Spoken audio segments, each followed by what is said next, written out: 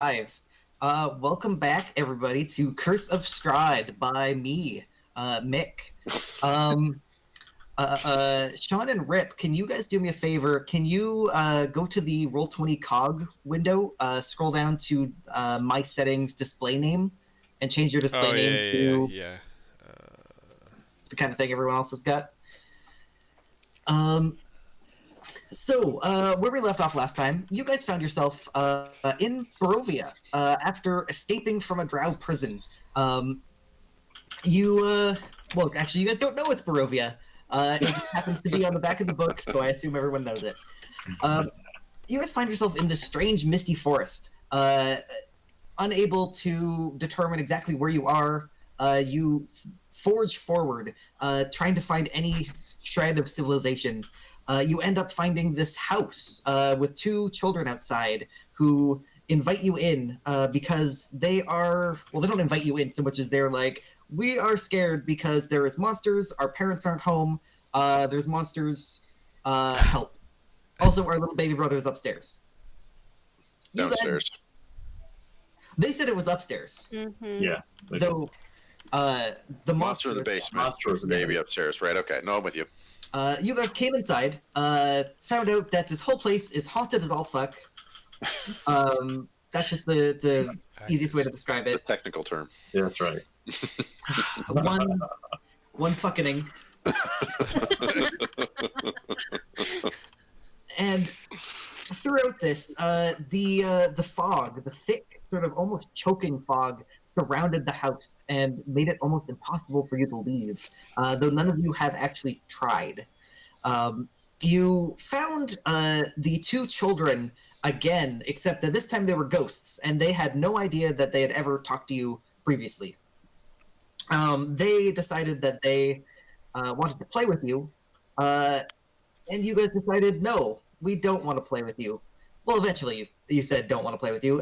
They possessed some of you and told you how to get downstairs to the basement. I hate children. You found your way to the basement. You did a bunch of stuff down there where you fought some ghouls. You found some treasure. And you found the final resting place for Rosavalda Durst and Thornbolt Durst, the two kids. They unpossessed you and let you to your day. They unpossessed you and went off to, space, where ghosts go. You guys then found the statue of this man with a sort of a thistledown haircut. He had his hand on a wolf, very tall and intimidating, and he held this crystal orb in his hand, which Pavu, you decided was shiny. That was a dope crystal. And you took it. But it seems that the spirits of this place did not appreciate that. And they attacked you and did a pretty big number on you guys, to my recollection. You decided to go back upstairs to where it was relatively safe to have a long rest. While you guys rested, some of you had some strange, interesting dreams, including Zeros, who had a dream about a strange amber temple with a shard of light that said, "Find me." And Elphaba had a dream about a strange march of ghosts going down this foggy forest road. And a elderly woman dressed in colorful silks told Elphaba, "Such a shame, I hope those ghosts accept their fate someday," and beckoned you to come to this campfire before you woke up. I think one of you else had a dream? I did. Delvin. Delvin had a dream about being a researcher in this strange mansion that apparently was his. And he was called by a knight in silver armor. He was called Lord Argynvost, which is not Delvin's name. Or so Also, he says. He might have a mansion, but I don't think that was in your backstory. Nah.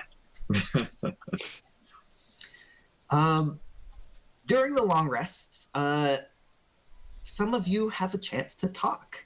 And between sessions, we actually had some people do such a thing.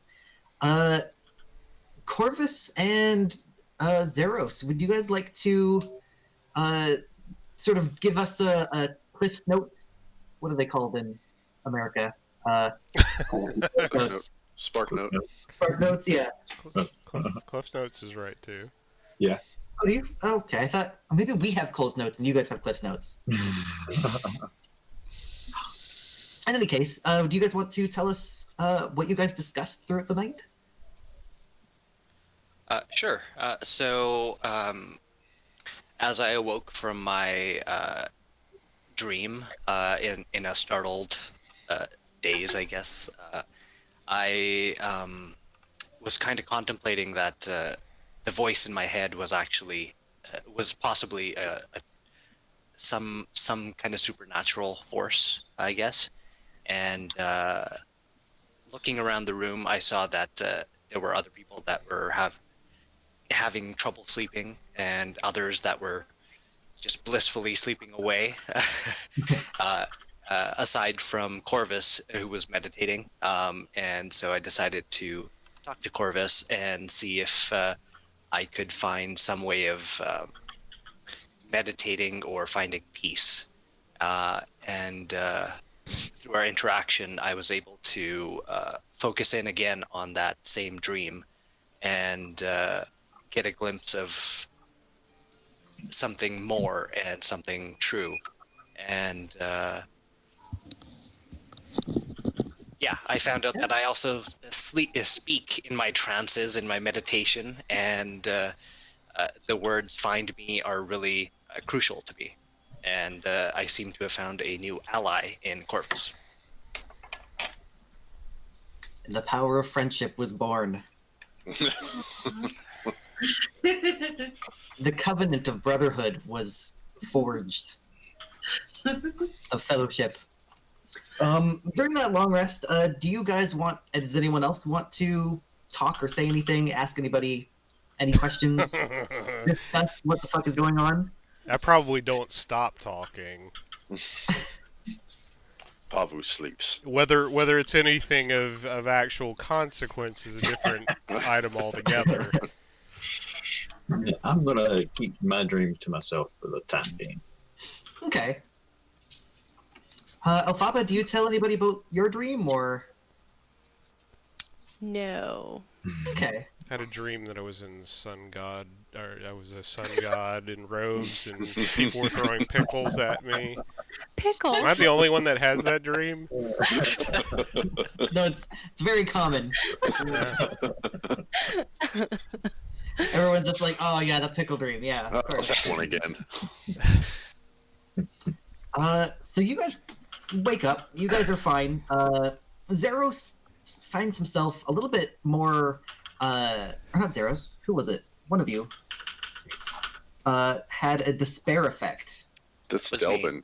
Oh. Yes, it was Zeros. Oh no, I didn't. Zeros woke up just feeling a little worse for wear. The rest of you seem to also feel this sort of unholy oppressiveness bearing in on you. It felt very much like being back in that prison, being even in this house. You know, like, just by looking around, you are free from this prison, but something is still oppressing you. Yes, from here, what would you guys like to do? We're all healed and everything. Yes, yeah. Never mind. Sorry. Okay. I was wondering why the bear pelt said stolen, and I remembered. Hey, be quiet. On the sea here. I probably did some of my mending magic to it to help. Oh yeah, man, that Okay. thing is looking intimidating. I'm gonna put that on my Up notes over that the- you have fixed. Up over the top of the plate armor. Ooh. Mm-hmm. What do tigers dream of? You got the Tiger tiger King's- cloak. We got an eye patch for you. You're gonna be styling it, man. The tiger cloak dreams of a sheepskin cloak. I don't think tigers eat sheep, but They would. regardless, They would. that's true. Did everybody get a long rest? Like put on their sheets all the effects of a long rest? Yes. Did I? I don't know. I've slept Just a since quick- then. Just a quick run through. You get half of your hit dice back. You guys are level 2, so you get 1 hit dice back. You get max HP. You get your spell slots back up to full. And on everybody's sheets, I've added little things on the side, on the right side underneath your personality traits. And those you can use to track how many times you've used something in a day. So you should, at the beginning of a day, fill those back up to full.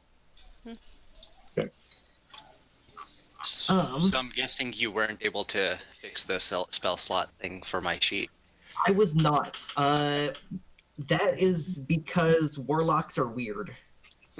We Cool. we take these truths to be self-evident. So what I've done is on your front page, I've added your spell slots, and you'll have to manually tick those down on your core page. Well, I so- think we should get back downstairs and find out what that chanting was about.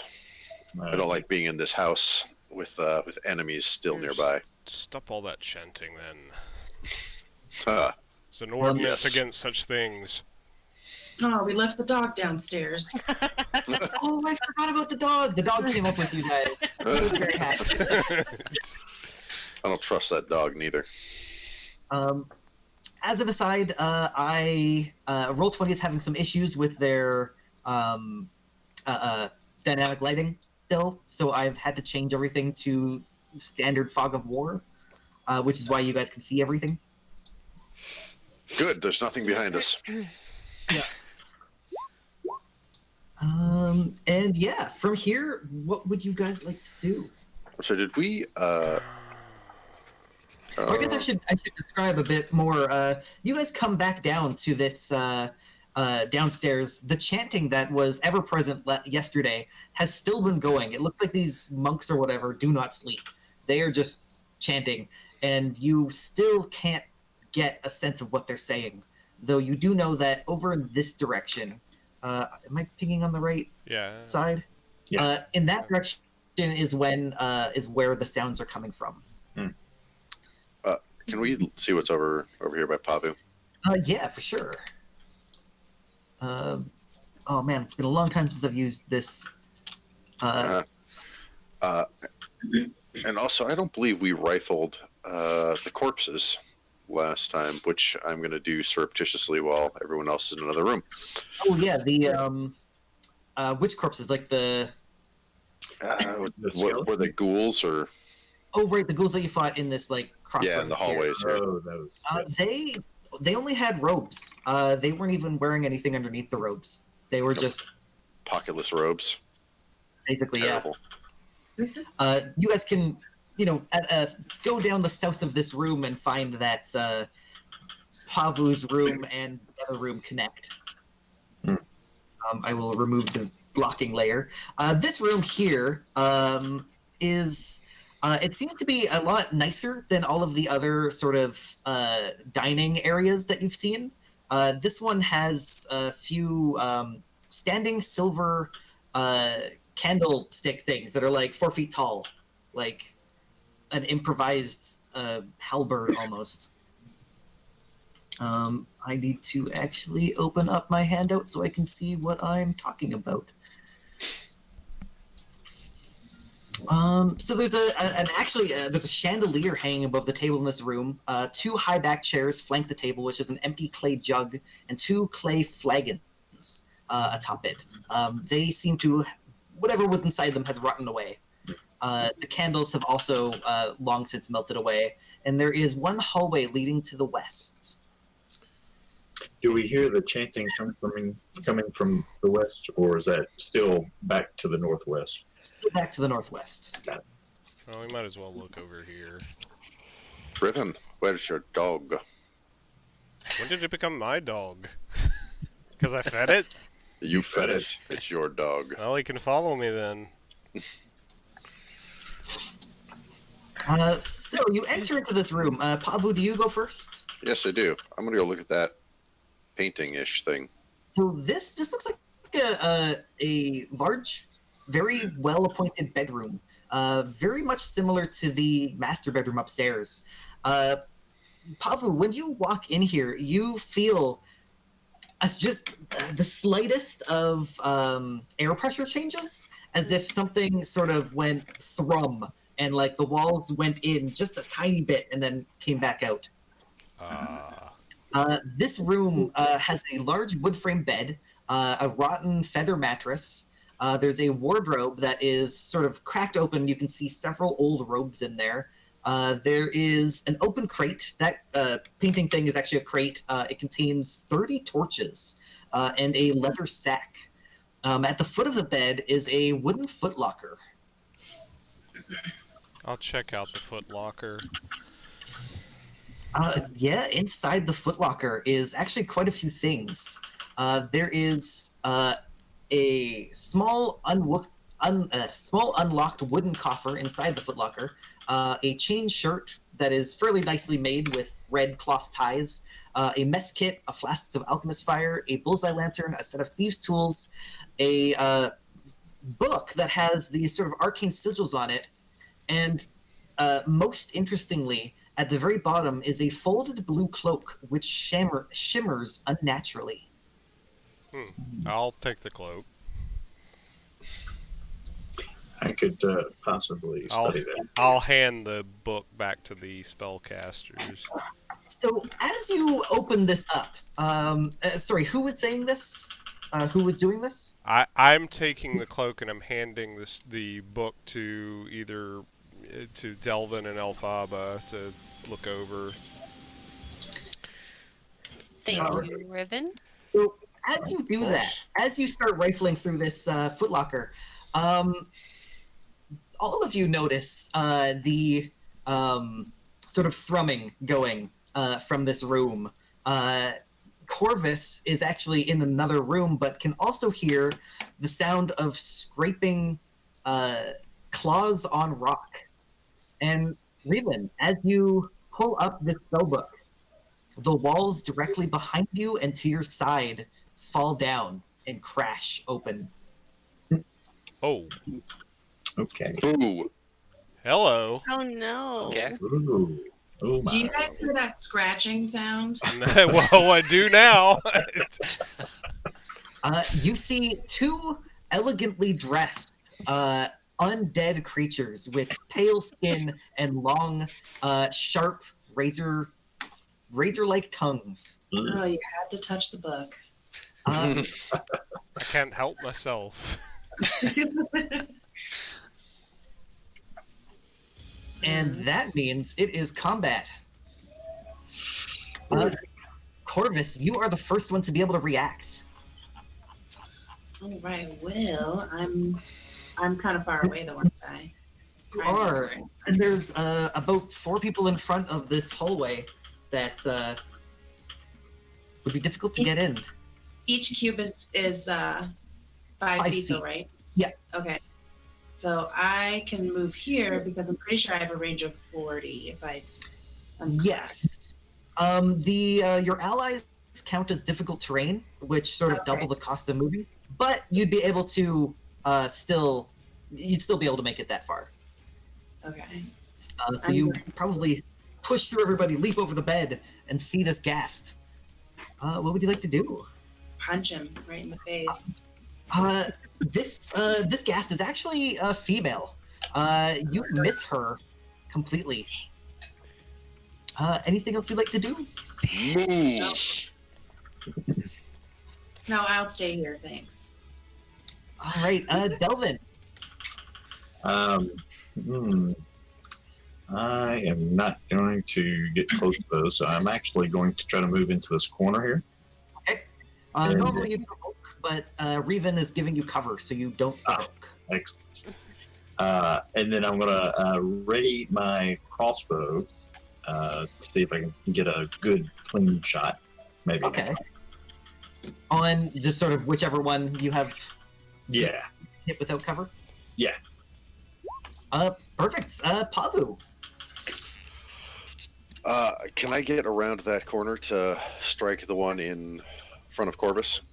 You can, but Corvus will be giving it cover, so it will have +2 AC. I'm gonna mutter about tiny humans being in the way, and then attack with my longsword. And you do it, just barely. You slash her across the chest, 9 damage. Does not do a ton of damage to her. She looks pretty strong.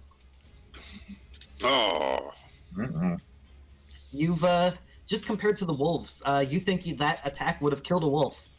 This guy's stronger than a wolf. Anything else on your turn? no, I am kind of blocked in here. Zeros.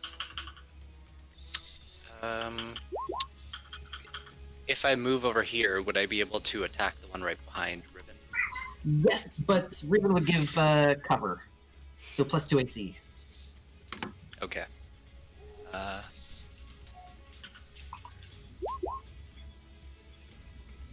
They do sound I'm like gonna use cats. my Eldritch Blast.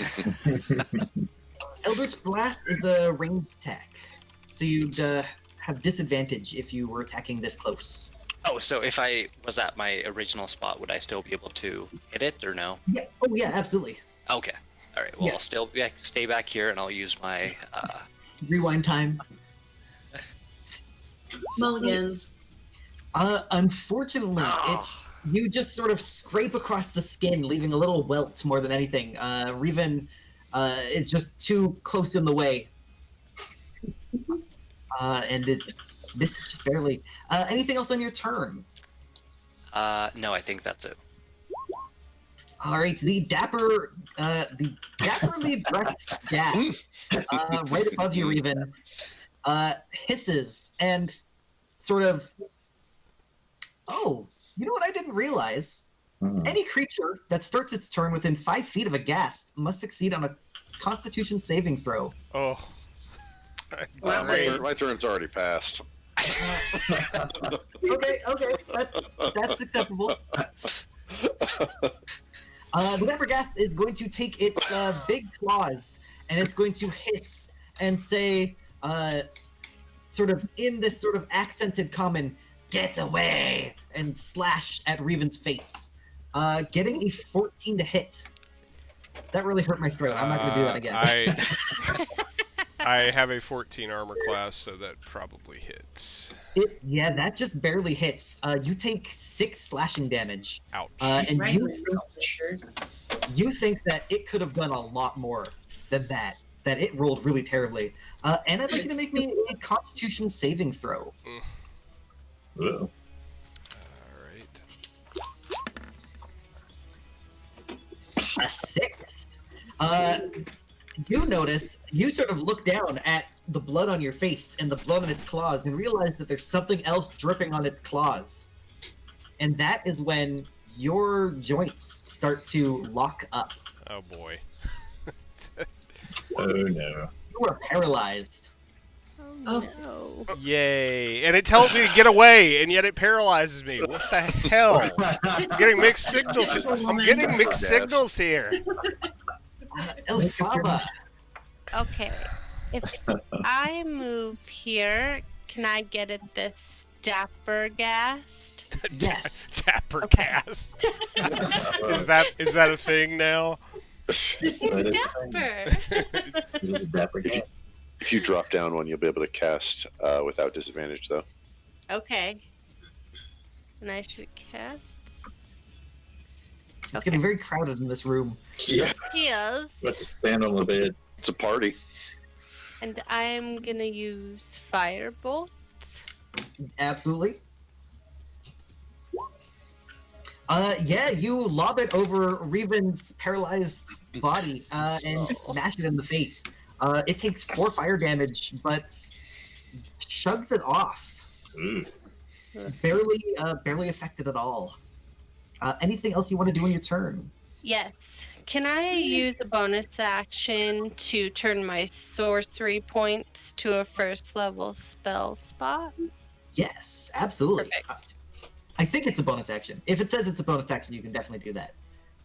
I That don't. guy says it's a bonus action. Okay. Yeah. Absolutely. The elegant ghast, which Corvus tried to attack and Pavu attacked, she is going to sort of lash out as well with her claws at Corvus, getting a 20 to hit. That is going to strike you across the chest, doing 10 slashing damage. And I'd like you to make me a Constitution saving throw. Eh. So you, with your monastic training, just barely hold on. Your bones start to like creak for a second, but you resist the poison of this ghast's whole shtick. I'm still feeling like a hot dog shit though, so. The dog doesn't know what to do, so does this sort of thing. I've seen dogs do that before. He's sort of barking in panic. Revan, your turn. You are paralyzed and cannot move, but at the end of your turn, you can attempt another Constitution saving throw. All right, can I at least use a bonus action so if I'm paralyzed in a really cool pose? Yes. All right. Yes, you can. Sorry, before you make that saving throw, I need you to make me a save against the stench. What is that? That is also a Constitution save. You're gonna What is paralytically vomit. what is up with my Constitution saves? So you Is he are. breathing when he's paralyzed? Yes. Oh, well. You are poisoned by this stench. Oh You no. have disadvantage on attack rolls and ability checks, but not saves. So you have no disadvantage on the That's saves. I don't need any help on disadvantage on saves apparently. So yeah, make me a save against the poison. Is that Or also sorry, the paralyzed. that's Constitution? Yeah. Oh, there we go. 21. Perfect. So yeah, you get your body back at the end of your turn. So next turn you'll be able to act perfectly fine, assuming you don't get hit again. That's a big assumption. On that bottom note. Corvus, the elegant gas in front of you smells like death, and I'd like you to make me a Constitution saving throw. Your monastic training, you have smelt worse. Now let's just see if I can punch it in the face. All right. Do you want to use any like key powers or? I could, I suppose. It's a good thing. So, Couldn't hurt. sorry, I'm just cliff noting right now since it's the day.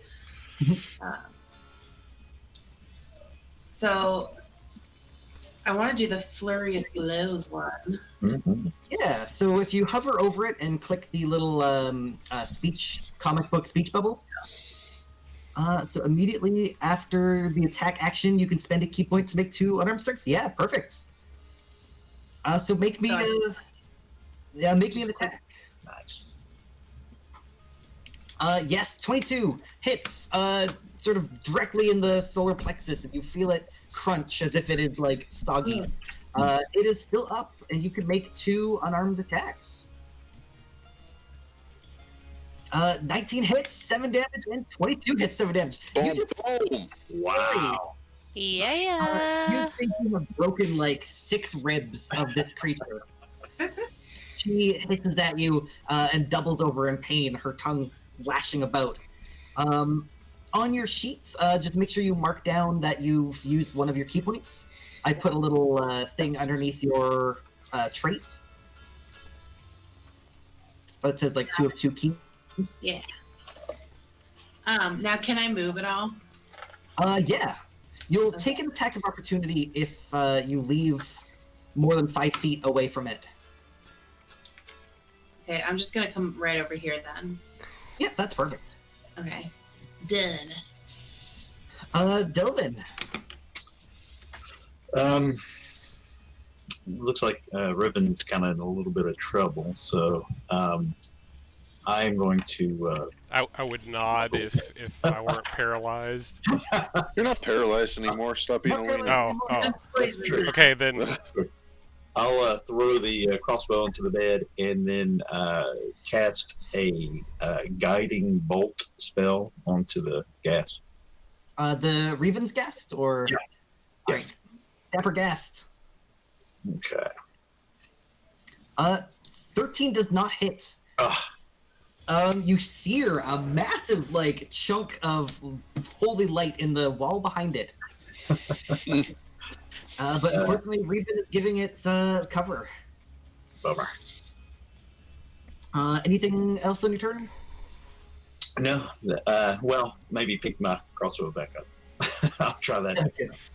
Pavu, you the Elegant Ghast is almost dead. If I, I will attack the Elegant Ghast first. The Elegant's Perfect. The hurt one. Yep, okay. 22 hits, 5 damage, does not kill her, but she is this close. Okay, I am then going to... Can I step down in front of her without provoking from the Dapper Ghast? Yes. Because Reven's giving you cover. Okay. We'll step down in there. Anything else on your turn? That is going to do it. All right. Zeros. I will try to shoot another Eldritch Blast at the one right next to Pavu. Okay.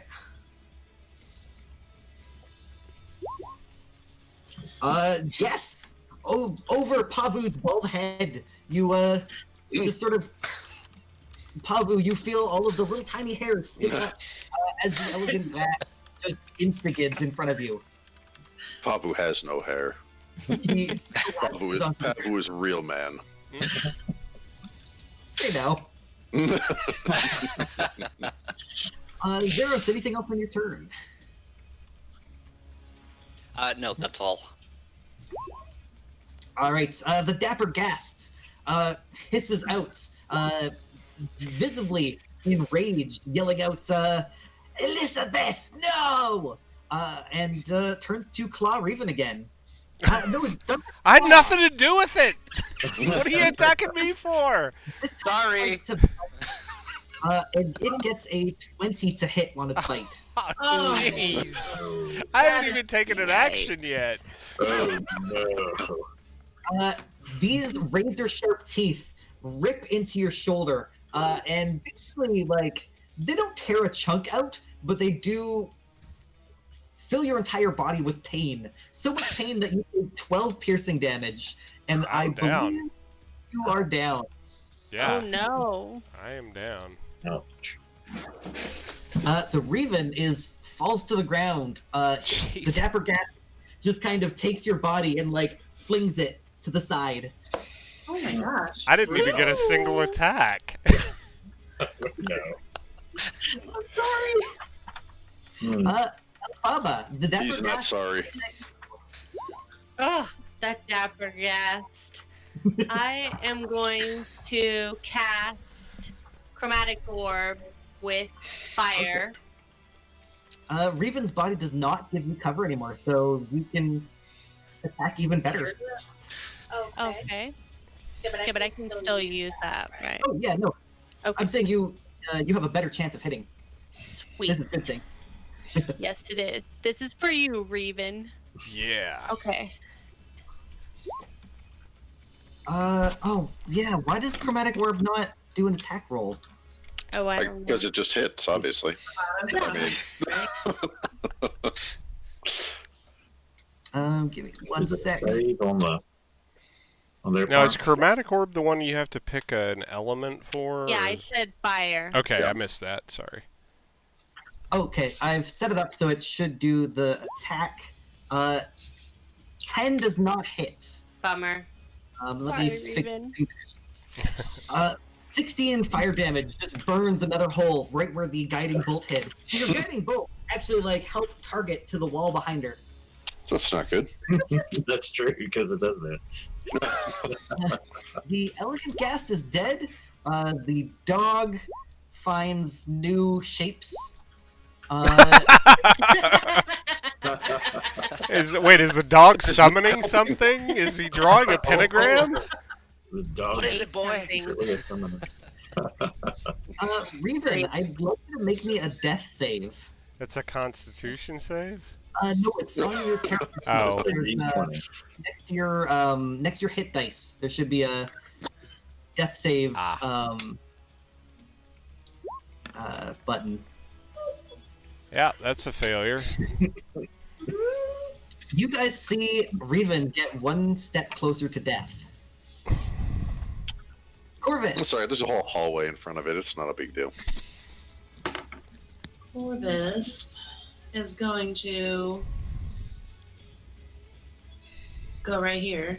I can still attack him, right? Because he's like, Revan's not in the way. Oh, yeah, for sure. You can even step on Revan's space. You can even step on Revan. Okay, I'm light. I'm a monk. Oh, I see how it is.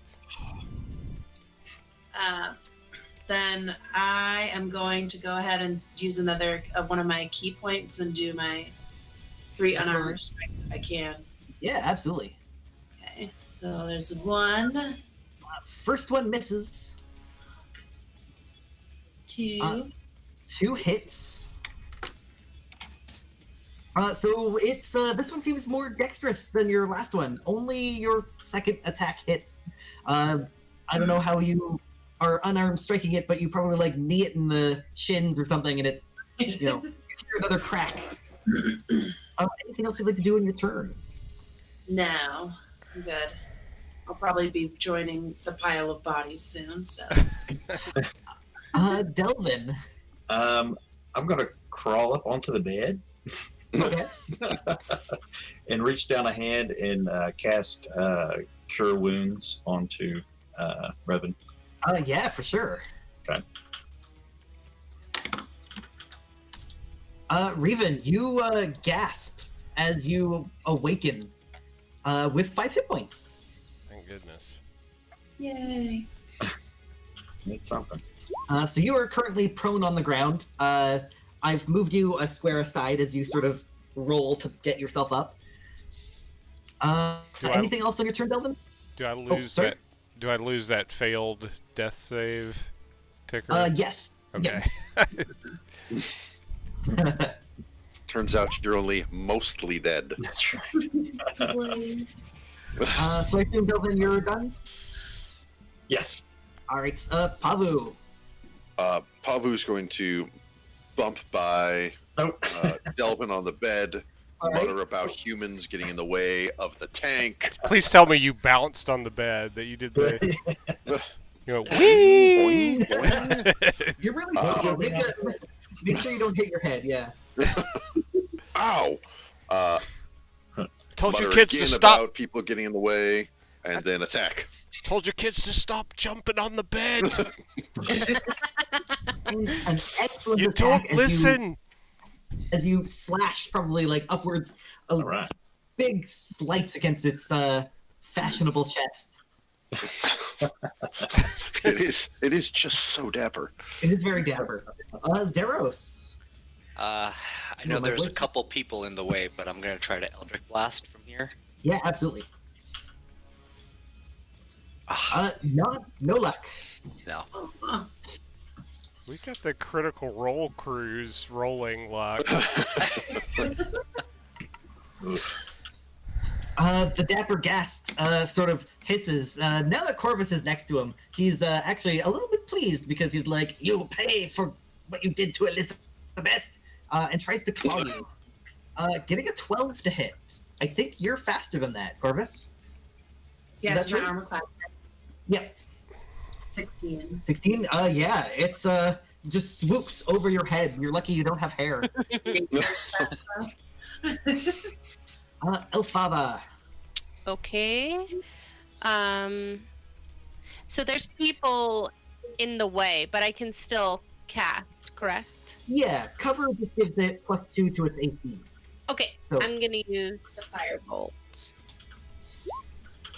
And Firebolt did. 9 damage, probably lobbing it over Corvus's head smacking it in the face, burning its tongue.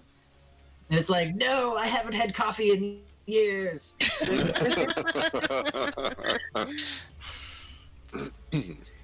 Anything else on your turn, Alphaba? Nope. All right, the dog makes a heart shape.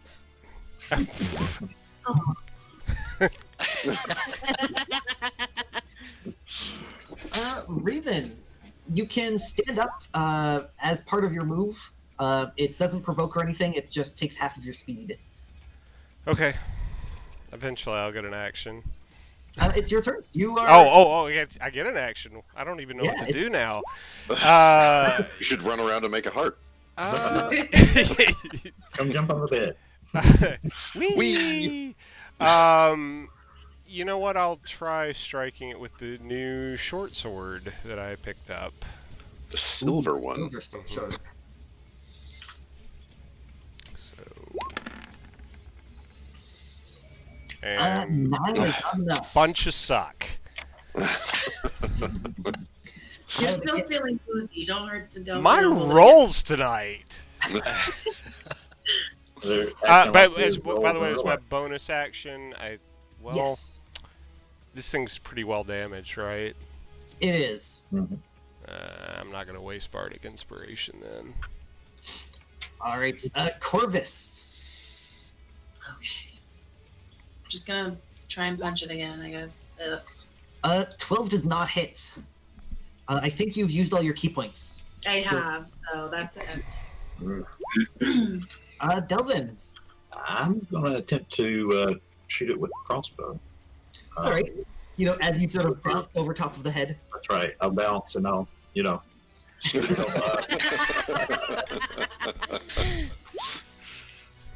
all right, missed. It's hard to aim while you're bouncing.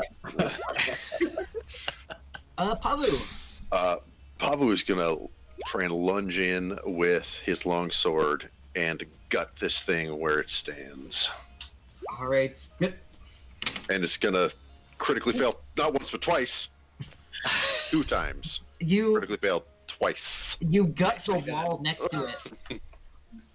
You make like this excellent like little tiny nook in the wall. Like it would be fantastic if you critically succeeded at a interior decorating.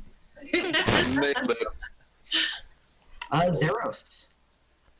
Does Pavu's interior decorating give me advantage? It does not, unfortunately. I didn't expect that much. Next time, Pavu. Next time. I'll aim better next time. Eldritch Blast again. 6 damage does not take it out. Oh! Dang. But it is just barely alive. It would not be able to survive like a strong wind right now. Anything else on your turn? Can I move over to the other, the dead one? Yeah, sure. Okay, can I rummage around and see if it has any loot? We're looking at what's down over here. I'll let that be an action on your next turn. Okay.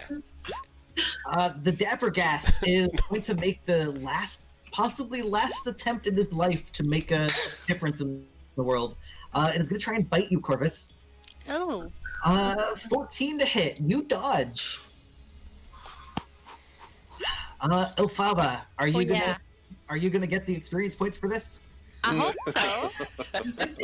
Right, I'm let's gonna see. firebolt it. Perfect. Let's see who can last hit the Oh. Dappergast. It's not Elphaba. Jeez. Wow. Can the dog attack it now? Has the dog Sick 'em, boy. summoned an eldritch thing to assist us yet? Okay, give me 1 sec. I want to just open up. I'm just gonna open up my dog sheet.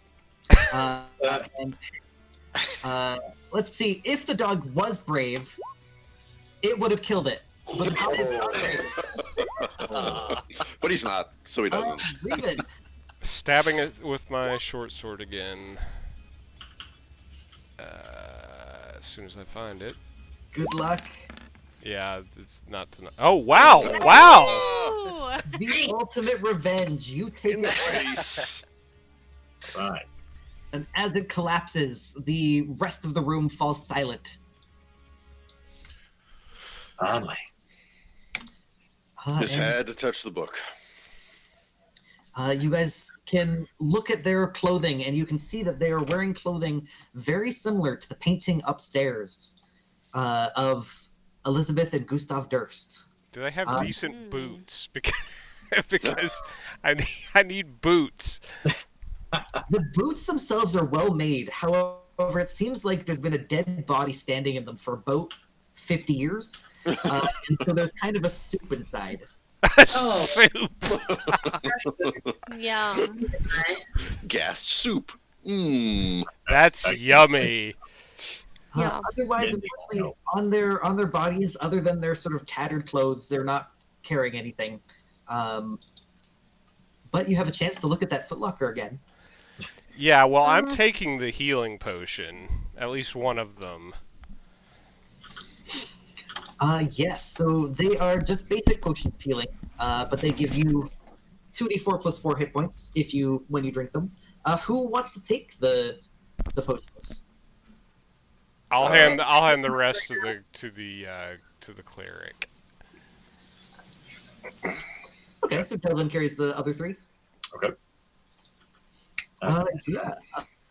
Do you guys mind if we take a quick 5-minute break? Nope. Yep. Sure. What? All right. All right, I will be back in a sec. And viewers, thank you for joining us. We'll be back in 5. I say with my best radio voice.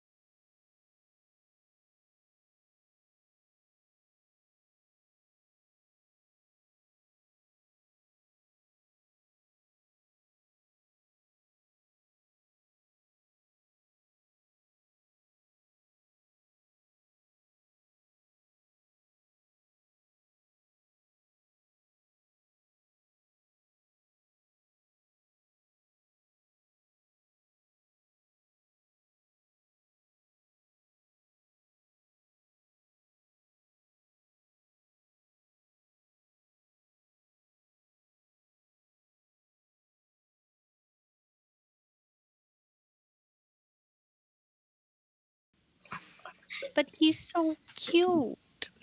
Yeah, he's lucky. He's cute. All right, the stream has started again. All right, welcome back to Mick of the Dragons. I think I have some kind of like squeaky thing that I could squeak. So we decided. So who put on the cloak? I did. Reven. Reven. When you put this cloak on, you can definitely tell it is magical. I swear to God, if another ghast appears. It is giving you this feeling of protection. But to actually use it, you're going to need to attune to it. Okay. So during a short rest, you can identify and attune to items, which you guys might want to take because Reven is looking kind of hurt.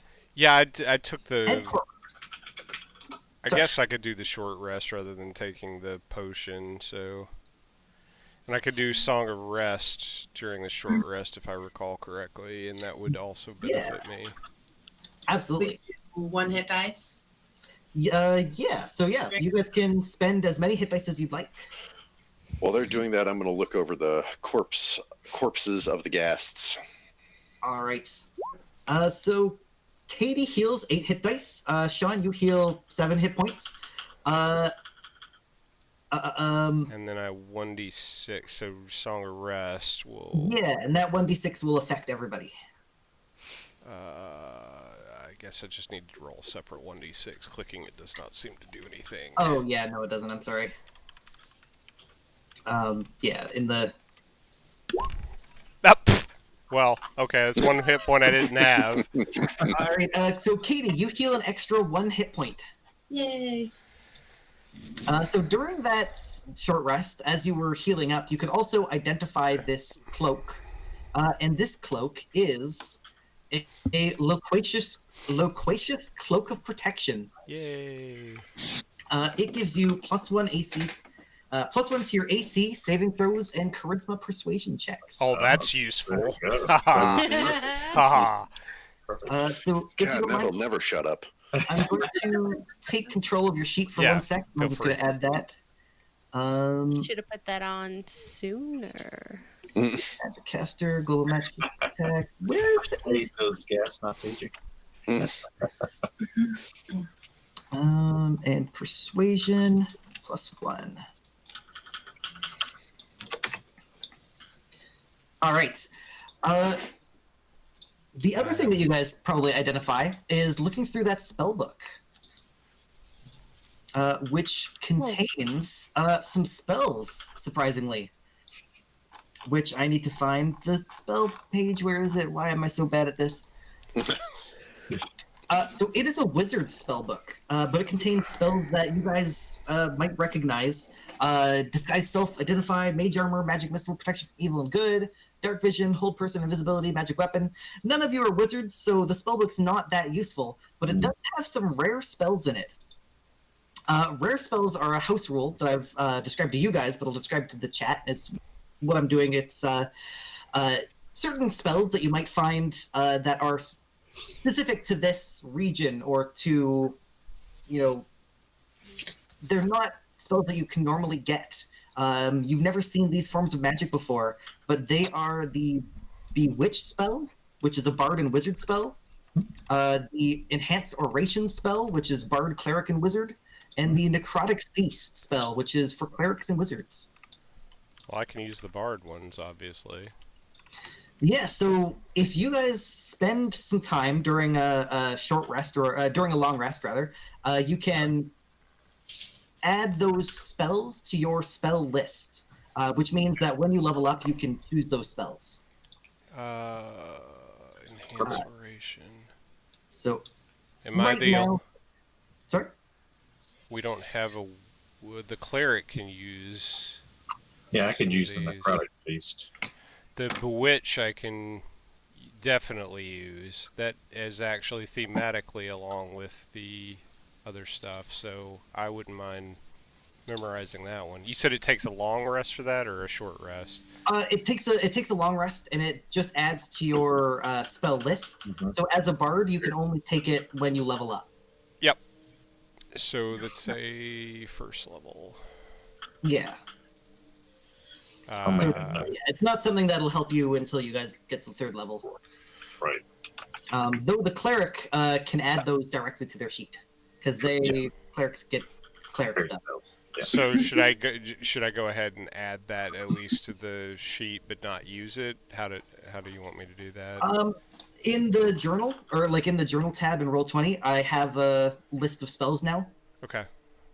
So you can just keep that as a separate record of rare spells that you found. Okay.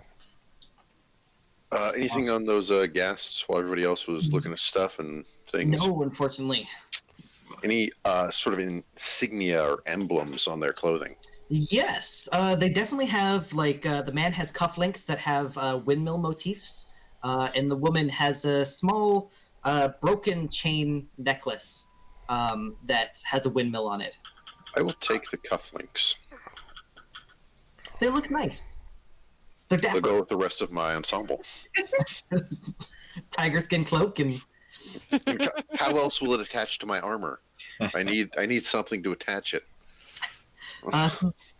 what else? So yeah, you guys think using it says, let me catch my breath.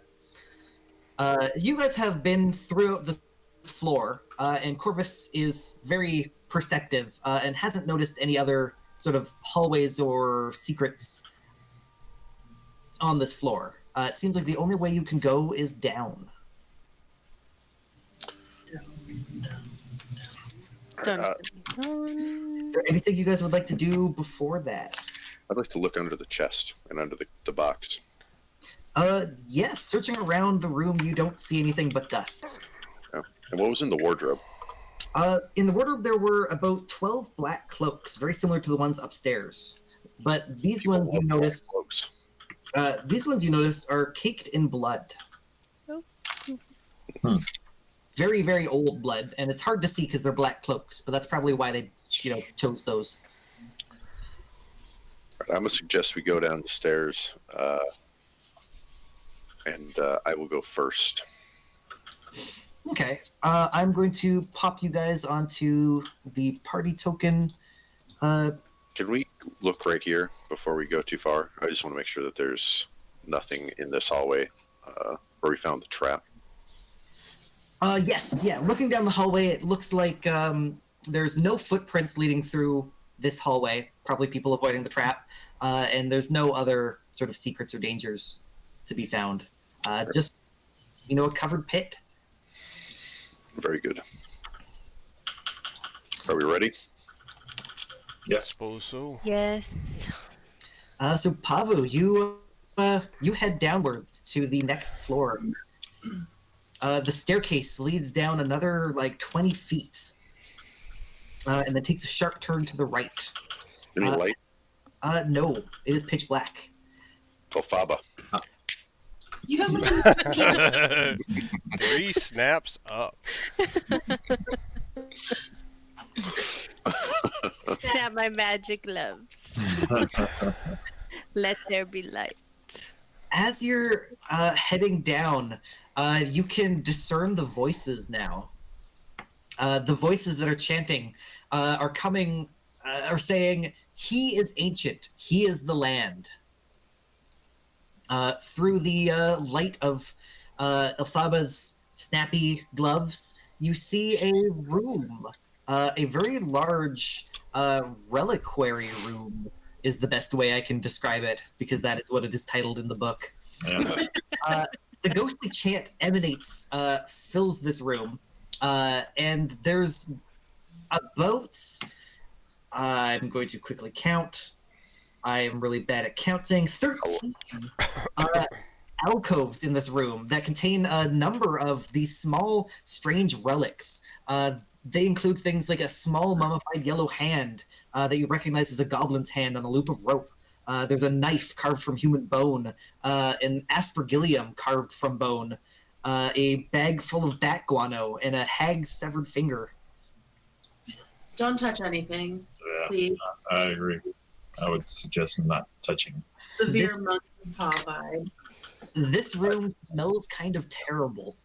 And So would rancid. bat guano and witch's fingers and You see the shrunken, shriveled head of a halfling as well. Aww. Poor Uh, little halfling. There's 2 exits to this room. The one to the west is fairly silent and very similar to the ones you found upstairs, but the one on the east is where the chanting is coming from, and it slopes down at about a 20-degree angle. And you can see it slopes down into this murky water, ending at a portcullis. The quiet room first.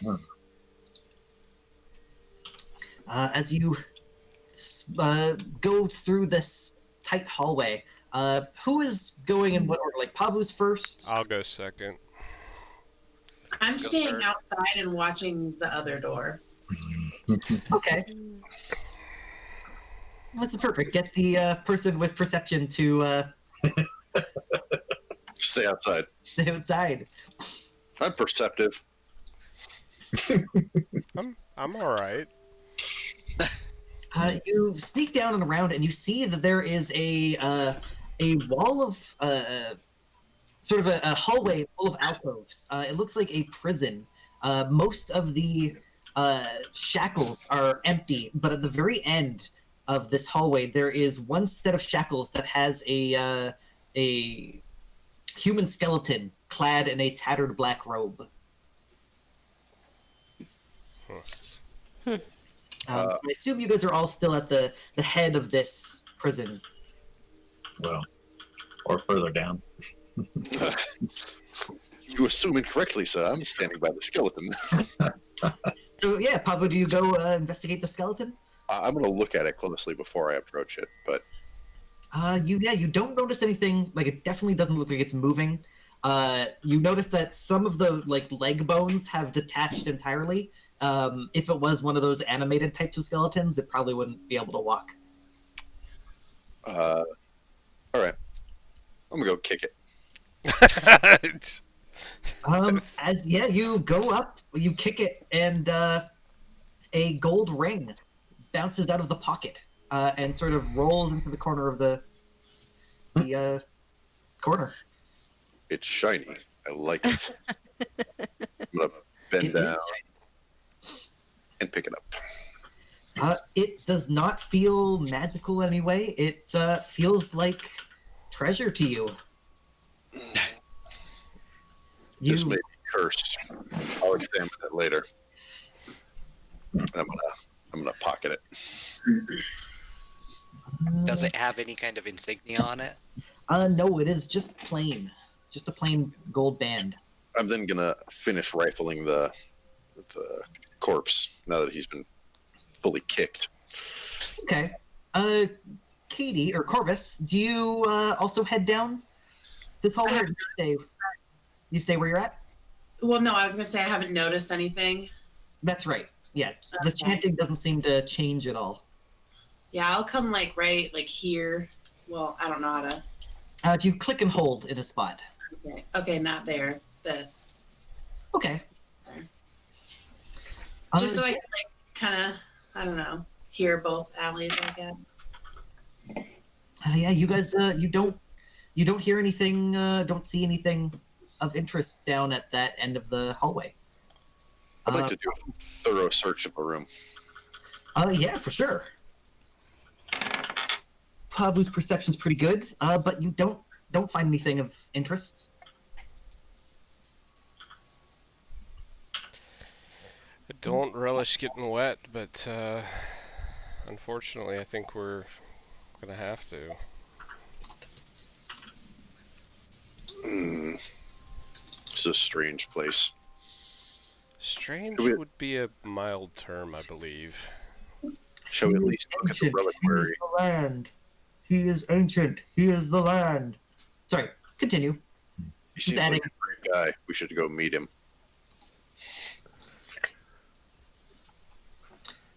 Yeah, do you guys head back to the reliquary room? Oh. Yes. Yeah. We're going to do a kind of look around the reliquary, not touch anything, but give everything a good eyeball. Okay. You find an eyeball.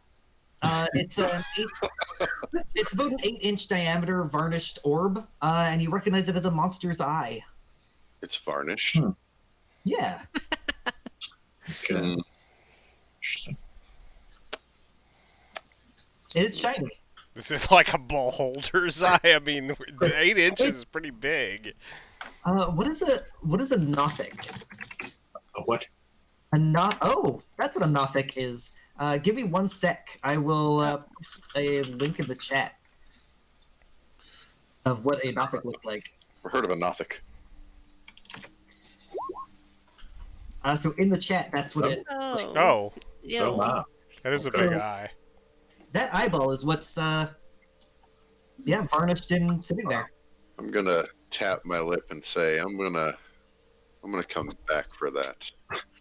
It might make a nice accessory for your mantelpiece. I agree. Yes.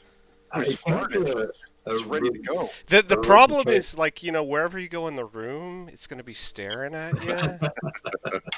You know? Can I do a religion check to see if I recognize any kind of religious iconography? Yeah, absolutely. Okay. Religion check would be great. Yes. So what you see, and you've seen this in your sort of storied history before many times. All of these things have a distinct religious connotation, but none of them are from an actual religion. All of this is cult bullshit. Oh, Made from that specifically- book. Yes. Made Is there Kool-Aid in specifically to trick people.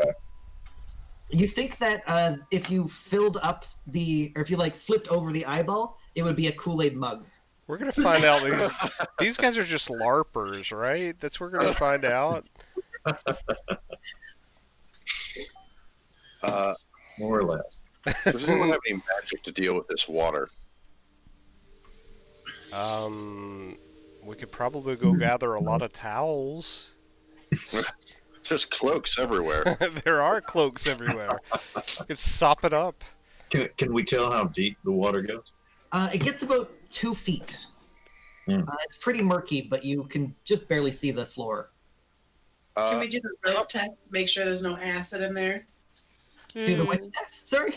The rope test where you throw a piece of rope in there and see if it disintegrates? Yeah, absolutely. It seems fine. Does somebody have a staff? Does Corvus have a staff? I know where there's No, a Baba has a table. broom. Okay, well, why don't you probe ahead so that we don't, like, walk into the jaws of some giant thing underneath the water? Anyone help me bring a table down. I'd like to maybe pick up a small rock or just some loose debris and cast light on it and throw it. Try to throw it through that portcullis. Nice. Yeah, for sure. The rock sinks into the silty water pretty quickly, but you see a very large room, though you can't tell exactly what's in it. Is there water in it as well? There is. Can we tell roughly? Is it all 2 feet of water, or is it go deeper? It does look all 2 feet of water. Okay. I will give Grass a was little here. bit of a.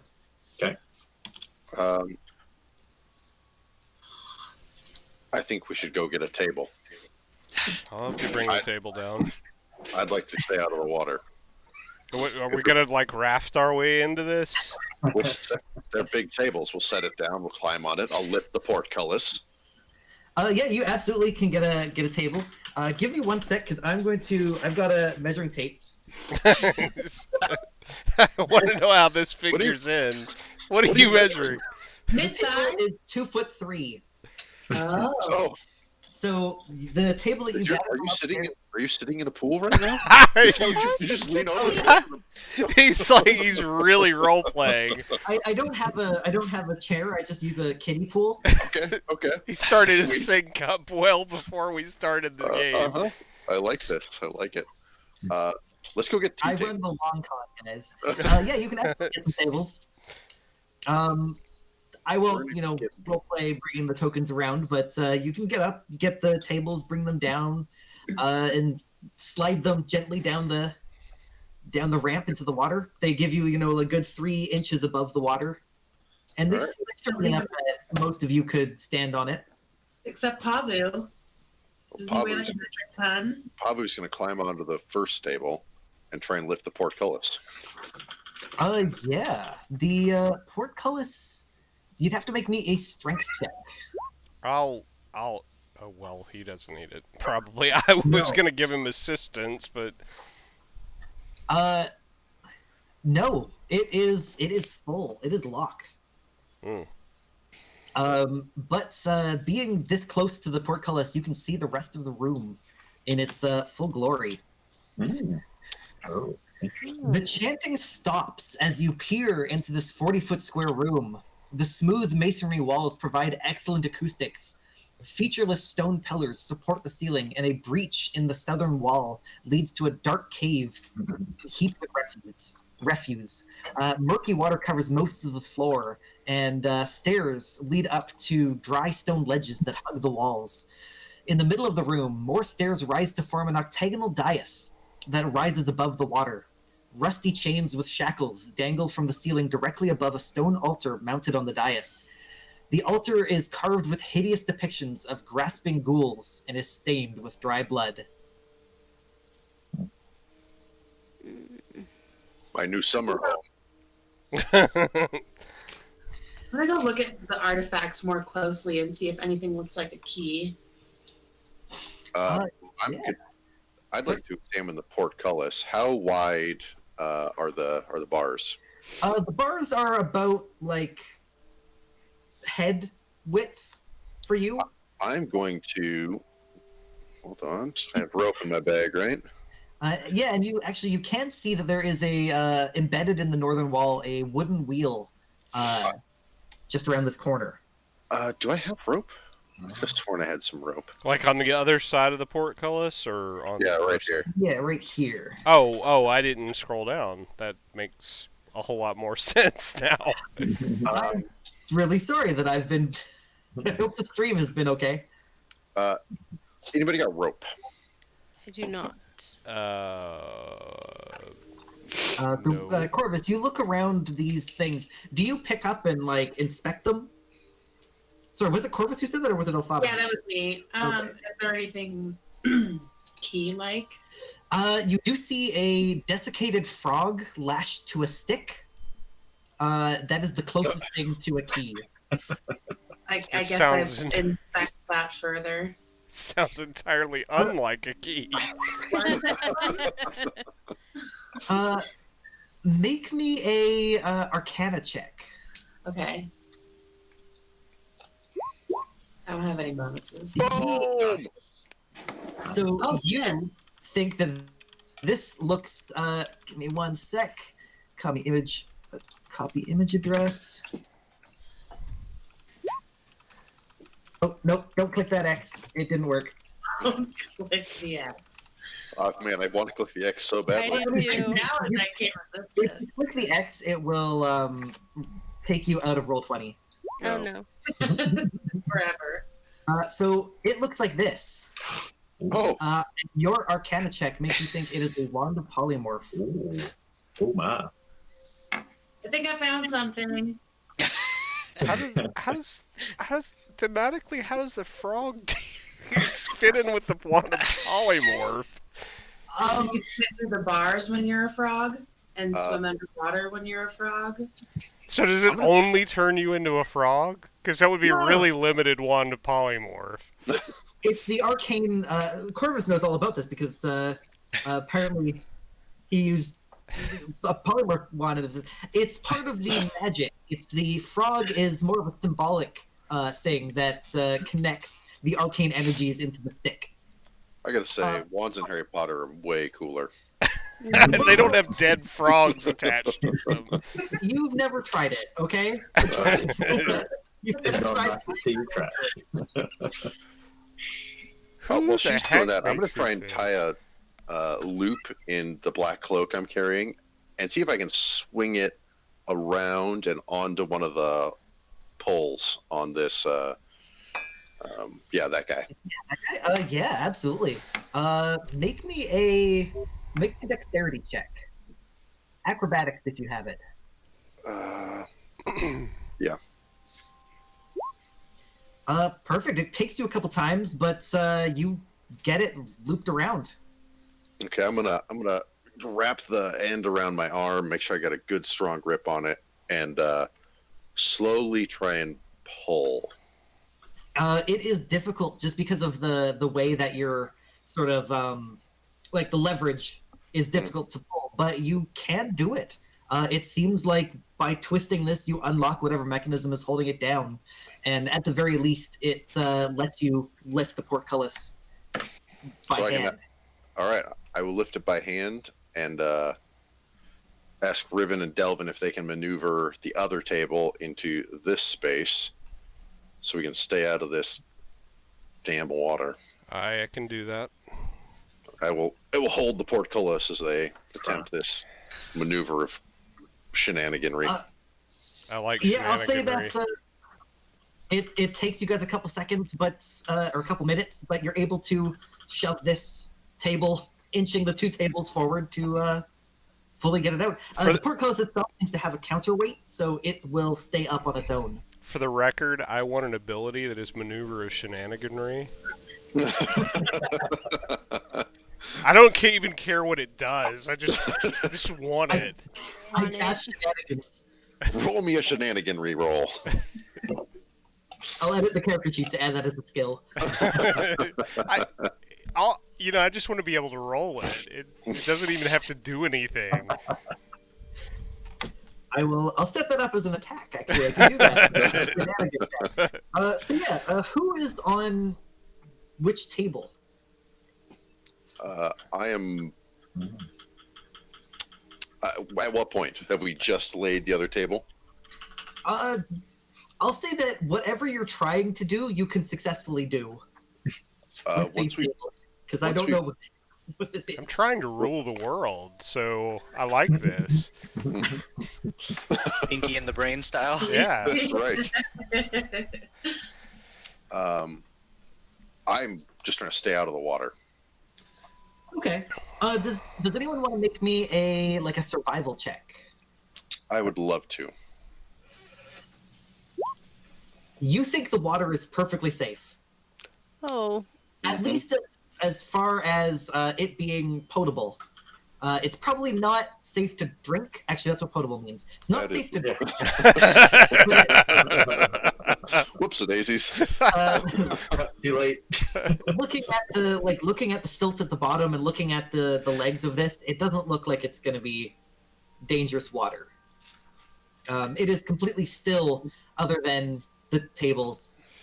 What is this over here? That is a pile of rubble. I don't like random piles of rubble that don't have explanations for them. I don't like that.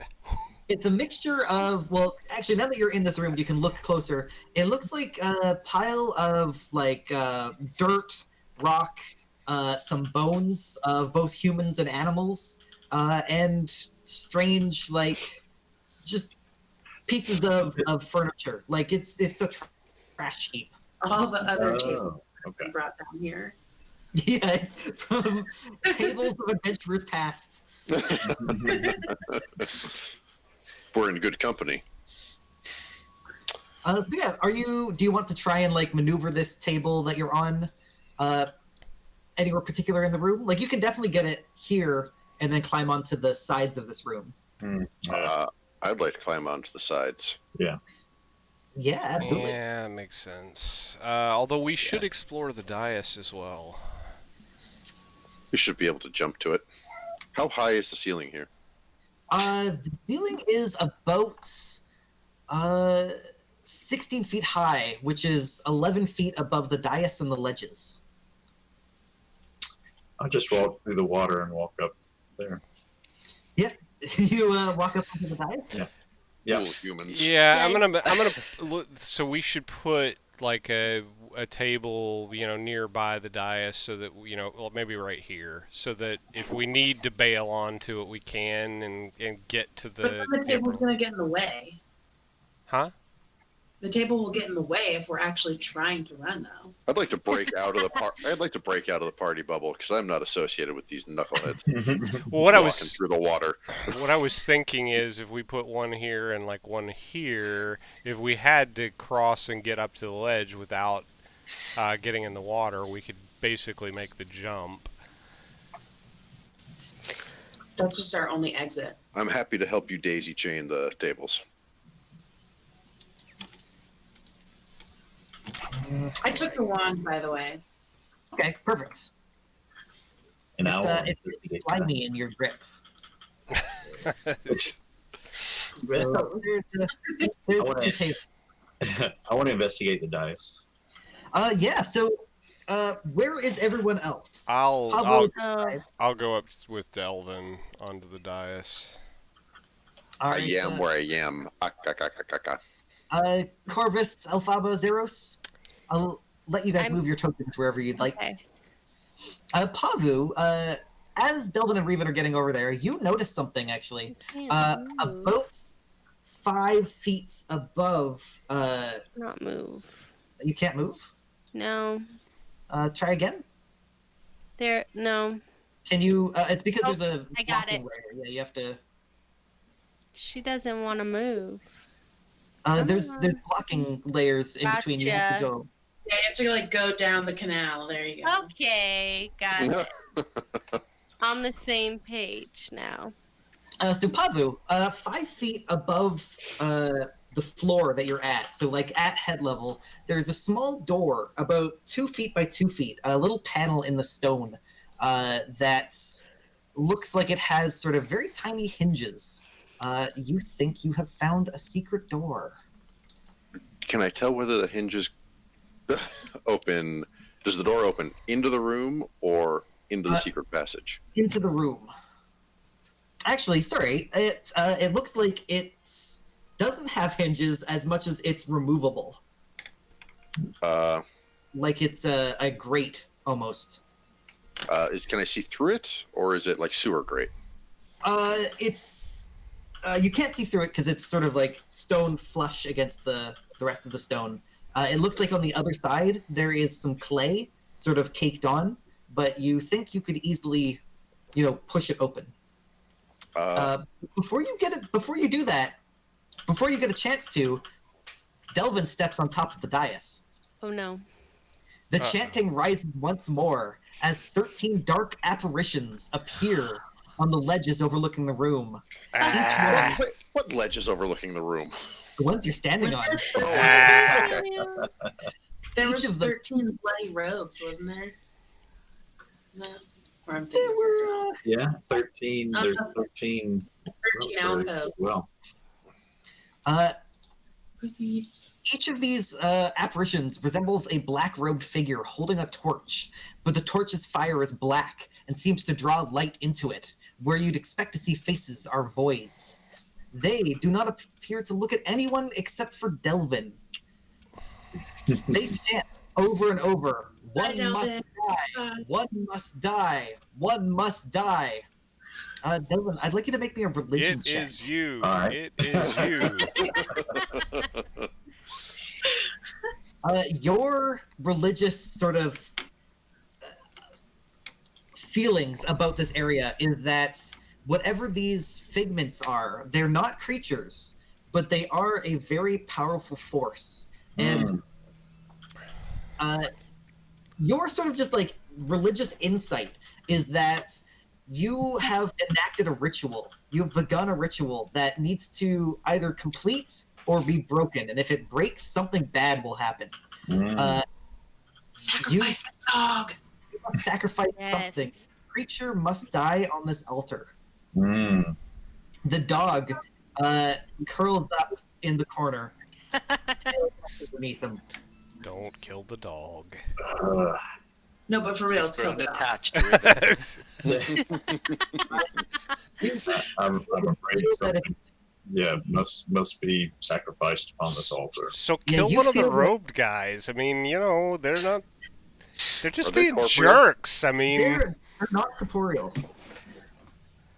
You feel like if you or Revan steps off this dais now, the ritual will break. Yes, which is bad. I'm gonna bust this wall out next to me. Yeah, for sure.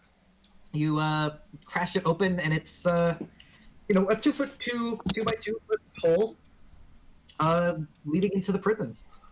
And it's 5 feet up, so it's a little difficult to climb through, but definitely can be done. Can I try and discern a purpose for this passage? Make me an insight check.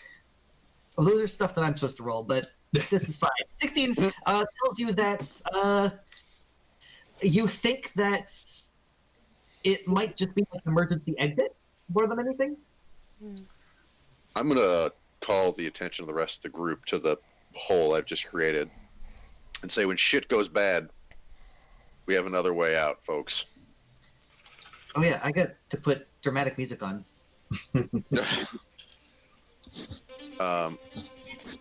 I would like to cast Divine Sense. Yeah. Can you pop that out in the chat? Yes. I keep forgetting you're a paladin. I am the paladin, sir. I am the paladin. No, I do not have it. Should be on the front of your sheet. If you hover over Divine Sense, you can click the little chat window box. I don't have one. There it is. No, I lie. I'm just blind as all. The presence of strong evil registers on your senses like noxious odor. You smell something horrible. This whole room is full of, if not powered by, undead.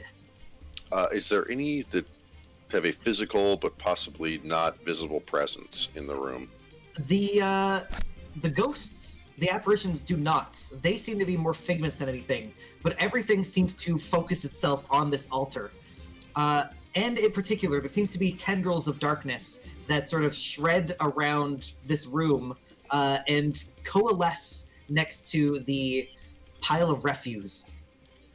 There's something undead there. See, I knew it.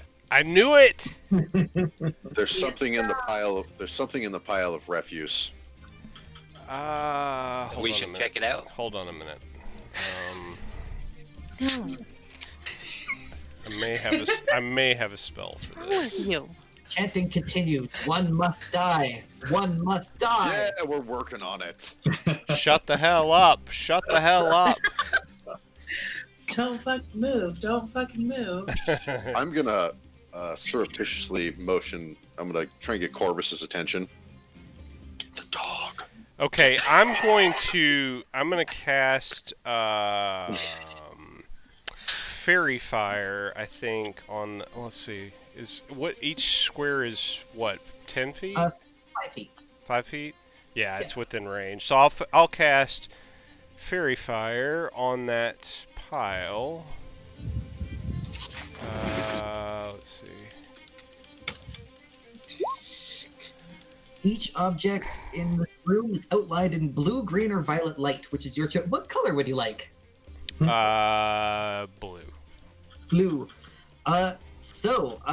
Everything, the pile of refuge is covered in blue lights, glowing this halo. You think that it is a creature. The whole pile? The whole pile. Wow. That is not good. I saw this in an anime once, guys. It's not fun. Firebolt. I say we kill the dog. I don't think that necessarily gets us out of us, and then once we've killed the dog, we've got a dead dog on top of having to kill whatever it is. That's the thing. I mean, We could kill the creature. Just kill the That's killing creature. something. That's killing something. I agree. Let's do it. All right, who wants to break the seal? Who wants to do something? I'm just saying, I have no more key points, so No, you do. By the way, you guys have got advantage against that Did you not get creature. him in a short rest? Yeah. We have advantage because of the fairy fire. Correct. How long? 1 minute. Concentration up to 1 minute. Yeah. Do it. I'm moving. I'll step off the raised platform then. Oh. Sure. Everything is wrong. I just want to check one thing. Does key points come back at the end of a short rest? Oh, okay. Yes. Did not know that. Yeah, so Thank just- you. So yeah, Pavu, you or sorry, Delvin, you step Yeah. off the dais. Yes. The chanting changes. Oh. You screwed up. You screwed up. Lorgoth the Decayer, we awaken thee. Lorgoth the Decayer, we awaken thee. The end comes. Death be praised. Go back to sleep. Play a little There's bird really song. nothing going on of interest. It's really boring. Oh Holy no. crap. Oh god. Ooh. Ah. We should have killed the dog. Starts to move. Oh, he's ugly. How could this go wrong? Whose fault is this? The dog goes. The dog goes first. Of course the dog goes first. The dog is relieved and relieves itself. It has fairy fire on it. Is this an actual representation of what this thing looks like? Yeah, pretty much. The shoulder facing me has a humanoid in it. Yeah, there's a that's supposed to be like a zombie, Ooh. like a gas that is Yeah. kind of Okay. side. Yeah, It is dead. Perfect. Gross. Revan, you are the first to react. What is the what is fairy dust? fairy it's- dust? Gives I us popped it advantage up on in chat. attacks. Okay. Yeah, it's outlined in basically like a spectral blue colored flame. So you basically, any attack against it has advantage. So Yeah, I popped it in. Okay. Perfect. Oh, I see it. Thank you. range for hand crossbow is I think 80 feet, 80 to okay. 300 So feet. it's within range. I'll shoot it Oh, with yeah. I'll shoot it with hand crossbow. All right. And at advantage, that is 21. I didn't even need the 21. advantage. You pierce the sort of fleshy, undead grossness that is this body and do basically nothing. It does not flinch. It does not seem to react. That's not good. We should have killed the dog. Anything else on your turn? Yes, this one I will do. No, all attacks against it have advantage, so Bardic Inspiration won't help. It will. Bardic Inspiration gives an extra D8. Oh, does it? So, And they can use It's- it whenever they want, right? Okay. yeah, so it won't help as much because but it's still useful. Yeah, I'll use Bardic Inspiration. Who do you inspire? Pavu's gonna be the one jumping into it first, so I'll inspire Pavu. What do you say? I don't have anything particularly prepared for it. Go get him, Tiger! Should have killed the dog. Corvus, it is your go. All right. So now that I know I have my key points back, I'm gonna go ahead and do my attack and then do my flurry of blows as well. Yeah, for sure. 15 hits it. 7 bludgeoning. You Oh! had advantage, so you crit. 8 damage. Nice. Nice. And the second attack hits again. You do 3 massive attacks. Sort of, they would crush a lesser being. You think this creature still has 3 digits of hit points. Oh, jeez. Oh my We are God. so screwed. Yo, where's the dog? Go kill the dog. Anything else? I don't think it matters now. No, it doesn't matter. No, I'll just hang out, I guess. Great, Elphaba. Oh, I'm gonna chromatic orb with fire. Okay. 17 hits. So unfortunately, this Ugh. creature is covered with a sort of strange slime that makes it resistant to fire. It only takes 5 points of damage. Okay. Anything else on your turn? Can I use a basic attack, like a regular, not a spell, like a cantrip? Or No, no? because not if chromatic orb is an action on its own. Sure. Okay. No, I'm good. All right, Zeros. Okay, I cast Hexblade's Curse on that guy, Perfect. and I use Eldritch Blast to shoot it from over here. Yeah, weaving around the poles or the pillars of this room. 14 does not pierce its strange armor. Okay. I guess that's my turn. Delvin. Can I do a religion check to see if I know anything about this creature? Yes. Yeah, absolutely. You get a 17, which is great because you do not. Figured out. You know is that this creature is sort of an amalgamation of undead energy that has infused the house itself. Hmm. You get the feeling that this is the heart of the house. Oh. I'll say that's a bonus action, so you still have an action. Oh, wait. It's the heart of the house? I've got the deed. Darn it. Belongs to You belong to me!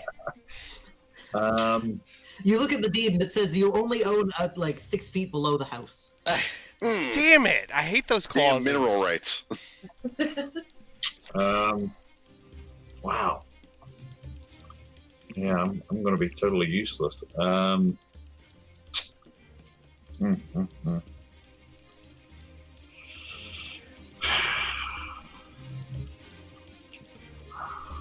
I'm at a loss here. I mean, I've got one spell left, so I can't really use that because if somebody gets hurt, and I know my light crossbow won't do anything. I mean, you don't Still extra. do something. I'm going to attempt the. I'm going to use my channel divinity and to try to turn it.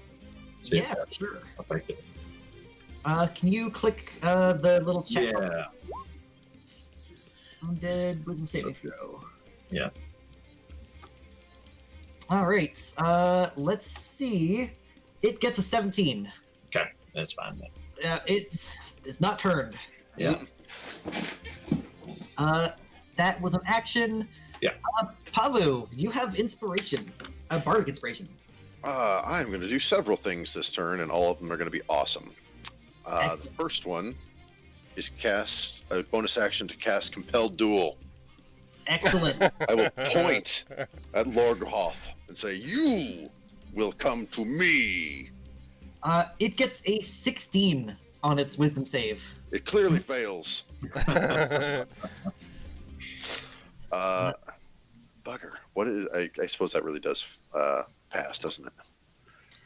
That I think so. Okay. In that case, we'll try that again in a minute. I am going to attack with my longsword. You're at Your advantage. Advantage. And- hits. I am going to use Divine Smite after I hit. Where is that? What does that give you? Bunch of radiant damage. Yes. Where is that? On your spell page, I think. Ha ha ha. That's right.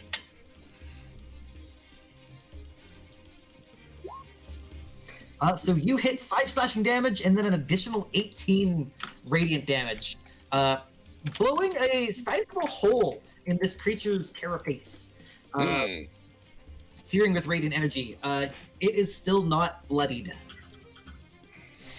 Anything else on your turn? That is all. All right. Lorgoth moves. It steps forward once, then twice to get fully out of the hole. And you notice there's a pillar there? It steps through the pillar. The entire Perfect. room shudders, and a the rooftop crackles and like this massive rift starts appearing in the roof, opening up above it. It takes its weird shambling tentacles and attacks Pavu.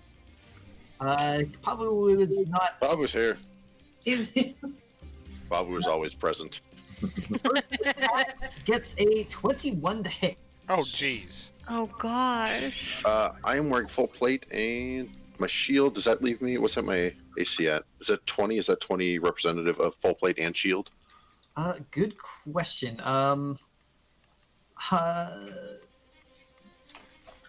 think it is because full plate is 18, and then Shield is 2. Yeah. Yeah. This You will be take fun. 16 bludgeoning damage. Ugh. I am going to use Stone's Endurance. nice. What does that do? Half You take damage. less damage. Nice. Yeah. Yeah. Roll a d12 and add con.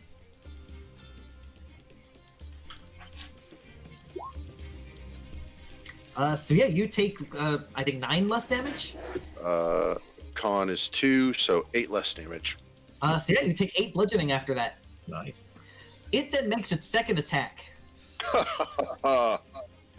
Uh, I am not joking. I'm going to copy and paste this. It crits. Oh. It's not a shambling mound. It just uses an altered shambling mound. Okay. 27 to hit and does 18 bludgeoning damage. Oh, he's down. Pavu falls unconscious. Jeez. That- quite unconscious. Uh, I'm going to copy and paste the multi-attack into chat.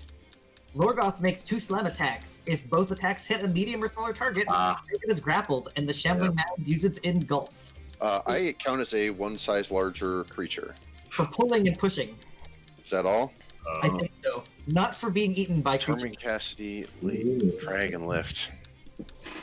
Hmm. Well, It's trying to eat him. no, it did eat me. Oh. Pavu is engulfed by this creature.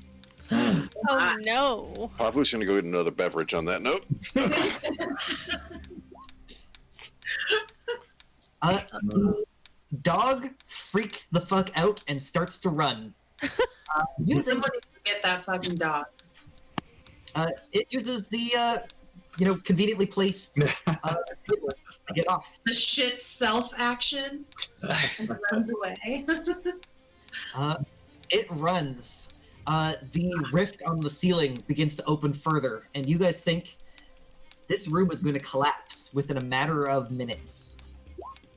Reven.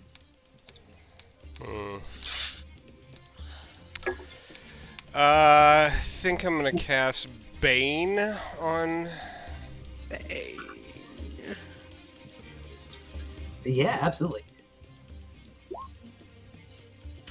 Charisma saving throw. Lorgoth does not have a good charisma saving throw. Yeah, I kind of gets a- figured. Gets a 10, which I assume you have higher than that. Yeah. I don't have a Bane status effect, but I will remember that it takes a D4 less.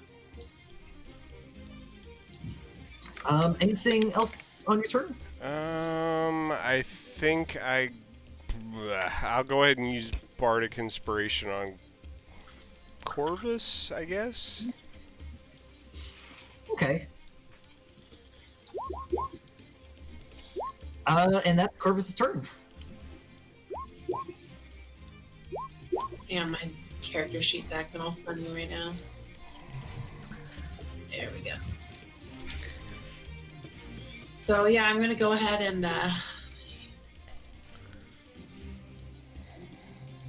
just checking my other key things. By the way, quickly, out of curiosity, the altar on the dais, is there anything of note associated with the altar? It's pretty clean, actually. Well, it's covered in blood, but it's got no decorations. So I took that wand Can I use that on this thing without affecting Pavu? You haven't identified the wand yet. You don't actually know how to activate it. You don't know the magic words that make it do the thing. Okay. Well, I'm just gonna spend another key point and try and beat the fuck out of him again. Yep, absolutely.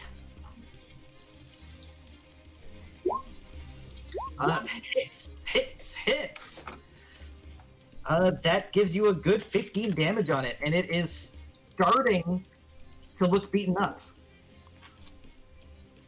Do I see any limbs of Pavu sticking out? Like, What can try we and get pull a him out of there?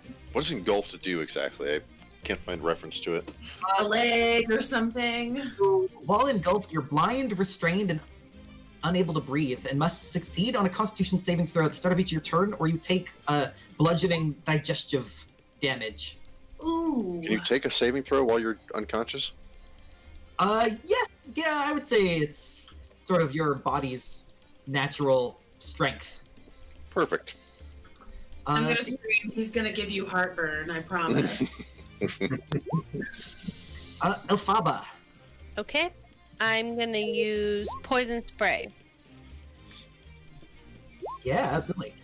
Constitution saving throw, it gets a 10, which fails, and takes 2 poison damage. Oh, it's undead. It does not take poison damage. Ah! Oops. Well, we've I'm gonna eliminated use fire this. and poison, so cold, I guess, is the next one. Seriously, yeah. It's standing in water. Hmm. I'm also Electricity. kidding you. Anything else, Elphaba, on your turn? No. Zeros. Tear it up. If I cast Armor of Akathis on Pavu, would that revive him, or because it gives temporary hit points? I think it's a self-only spell, isn't it? Never mind. All right. In your knowledge base. I will cast Hex on the creature. Okay. Alright, so you do extra damage to it. And I choose Strength as its ability to decrease. Okay.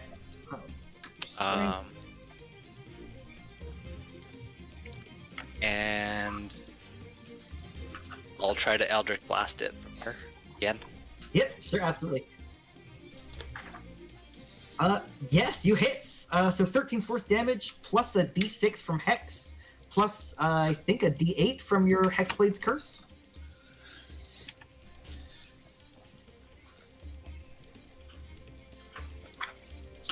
Is it a D8? I can't tell. So, on your sheets, let's see, on your sheet, Hexblade's Curse. Oh, the bonus equals your proficiency bonus. Okay, so it's just 3, Next. I guess. An extra 2 damage, because your proficiency bonus is 2. Oh, okay. But then you roll a d6 for Hex.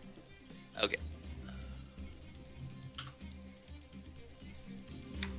4 damage. It's starting to slow down. It groans, which contains the voice of Pavu in it. No. So bad. Zeros, anything else on your turn? I will move back, and that's it. All right, Delvin, you feel like if you did use your healing word on Pavu right now, he'd still be inside of a monster. That's kind of what my thought was too. So I'm going to move here, and I'm going to attempt. The guiding bolt again. Yeah, absolutely. It's about the most I can do. All right. Even with Fairy Fire, you Yeah. Crap. Oh well. Pavu, I need you to make me a Constitution saving throw. Just one? Just one. You succeed. You do not get crushed by the shambling mounds and both attack. Great. Now a death Now save. Make a death save, yeah. Yeah. That's good. Woo! Yes. Nice. On Lorgoth's turn, you guys hear a crunch. I don't like a crunch. Let's see. Give me one sec. What is crunch? I think crunch is reroll is what that is. Yes. Pavu. Pavu, I'd like you to make me a death save. That's Good good. tacos today. All right. So what happens after 3 succeeded death saves? Actually, sorry, I don't think that was a death save. I think That just kills me, doesn't if it? you take damage, you just instantly lose a fail at a death save. Okay. I revoked the success and moved it to a failure. Okay. Then it takes the rest of its attacks, which is going to be at Corvus. So that was actually one action. So the second attack is a 15 to hit Corvus. I have a 16 AC, so It crashes into the wall next to you with its spongy appendage. The dog continues to run.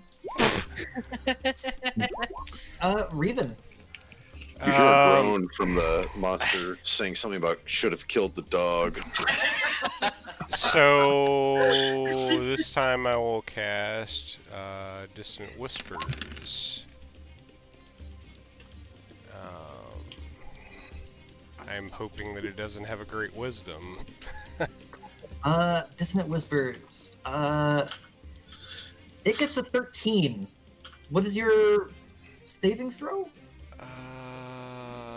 It's under spells, right? Spell save DC is 13. It takes the 12 psychic damage. Hmm. And the Dissonant Whispers makes it move, I believe? Yeah, it moves away from me, so it moves back into its corner. nice. So it moves, taking Pavu with it. Damn it! You're looking Yeah. at shiny bones while you're in that pile of bones. Anything else on your turn, guys? I think I will use I might as well go ahead and use my last of the Bardic Inspirations on Elphaba. Alright. There you go. Corvus. Okay, I can attack and still move my full distance. Yes. Okay. So I'll go ahead and attack. Ugh. With advantage. So you have an inspiration, Bardic Inspiration. If you want, you can use that, roll an extra d8 and add that to your... Please do. Yeah, roll me a d8. 15 hits. No, good. Cool. 4 bludgeoning damage. You give it a bruise. And then you wanted to move? Yeah, so let's see. 10, 20, 30. I'm going to go right here. All right, it gets an attack of opportunity against you. Ah, fuck it. All right. So it tries to slam at you. It gets a 20 to hit. Remember, it's at the -2 for Bane. Oh. Minus d4, I think, right? Yes. So an 18 to hit you, which I think still hit. Yeah. That is 12 bludgeoning damage on you. And I'm out. Jeez. Mm. Oh. Now you have 2 bodies to drag out of here. Oh, you think we're leaving? Yeah. PK. Elphaba. Okay. I'm gonna do my last chromatic orb with cold. Okay.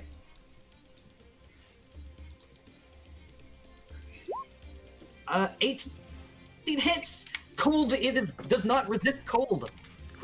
Full 12 damage on it. It is getting even closer to death. That advantage should be at a 20. Sorry, yeah, 20 to hit. Whew, even better. Anything else on your turn? No. All right, Zeros. Oh, shit.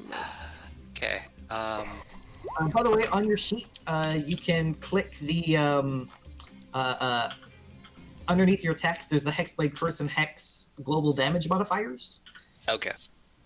so you can check those on when you attack. Oh, I see. Okay. All right. I will cast Eldritch Blast. You crits. Nice. Excellent. Good time for it. That's a lot of Roar damage. rock. Nice. Wow. Ah. Spits Pavu out as it dies. 2E. The I- house does not like this. I will That- immediately go over. Well, actually, no. We're still in initiative Okay. because the roof starts collapsing on you guys. All of you make me. Well, all of you who are awake, make me a dex save. A dex. A what? Yeah, dexterity save. I would have nailed it. I'm just saying. Oh no. Oh, yeah. Zeros, you're the only one who fails this. The entire room shudders and shakes almost like a foot to the left. You are knocked off your feet and knocked prone. Oh god. This room is collapsing around you. You hear a strange hissing sound like steam escaping from something. You hear it very loud, but very distant, far above you. That was Zeros' turn. It's still your turn, so you can stand up. Okay, I stand up. Good call. Sweet.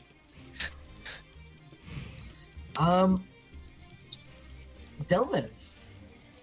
He still has movement, right? Oh yeah, sorry, I have an Zeros. You just still have movement. Yeah. Oh, No, he used his action to Elfish Blast. Oh, yes, yeah. he still does have movement. You have 15 feet of movement, Zeros. I'll move out 5, 10, 15 right there. Okay. All right, Delvin. All right. Who took the healing potions? I've got him. Delvin. Delvin. Yeah. Go and All the force healing him. in one spot. Go force him Oh. down Pavu's mouth, Yeah, and he can I'm carry. gonna go do that. Yeah, I'm gonna move forward my movement and put stuff a healing potion into his mouth. Okay. Roll. What is a healing potion? I think 2d4 plus 2d4 4. plus 2. Do 2d4 the plus 2. do the big one. We only Oh, have, we only have 2. You mean, heal 5 hit points. 4, yeah. Papu does not wake up. So you healed from 0. Yeah, you heal from 0. Oh, Yeah. You there's Not 2E anymore. got it. I played a lot of 2E, okay? And that is an action, correct, to do that? Yes. Okay. But Pavu, on your turn, you can take an action to take a potion from Delvin and Yes. Papu will not do that. Roll them Papu will lay on hands Ah, there you go. Oh yeah. and lay 5 points onto Corvus. Hallelujah. All right. And Pavu will also, well, let's just say, get the fuck out of here.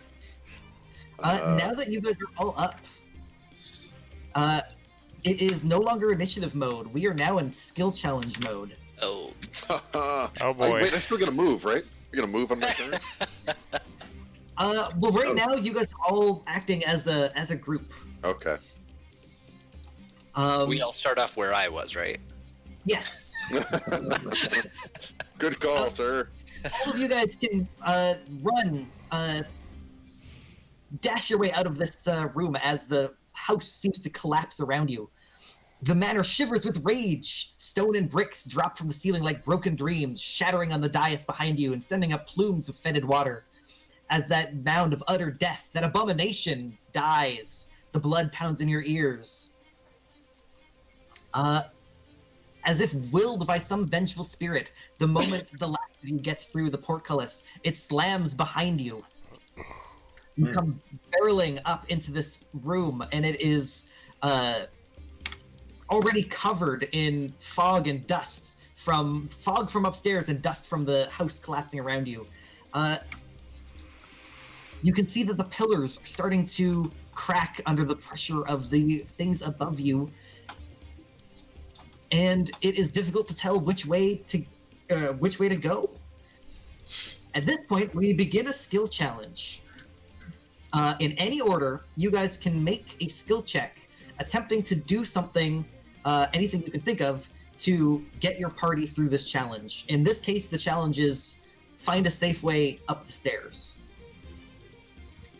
Some examples might be doing a perception check to try and find your way, the safest way through, using a history check to determine, what parts of this house are the weakest, or using athletics to hold up a pillar. I persuade the house to let us get through. Please. Endurance on the house. So anybody can offer up a suggestion or offer up a skill check, but if you fail, something bad might happen.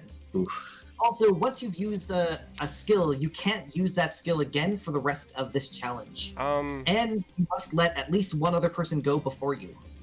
And I think, Corvus, you said you raised your hand?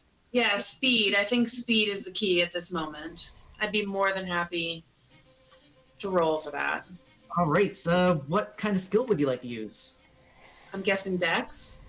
I guess a flat dexterity check could work. I would say something like acrobatics, if you can think of a way to... It's 6s for me, so...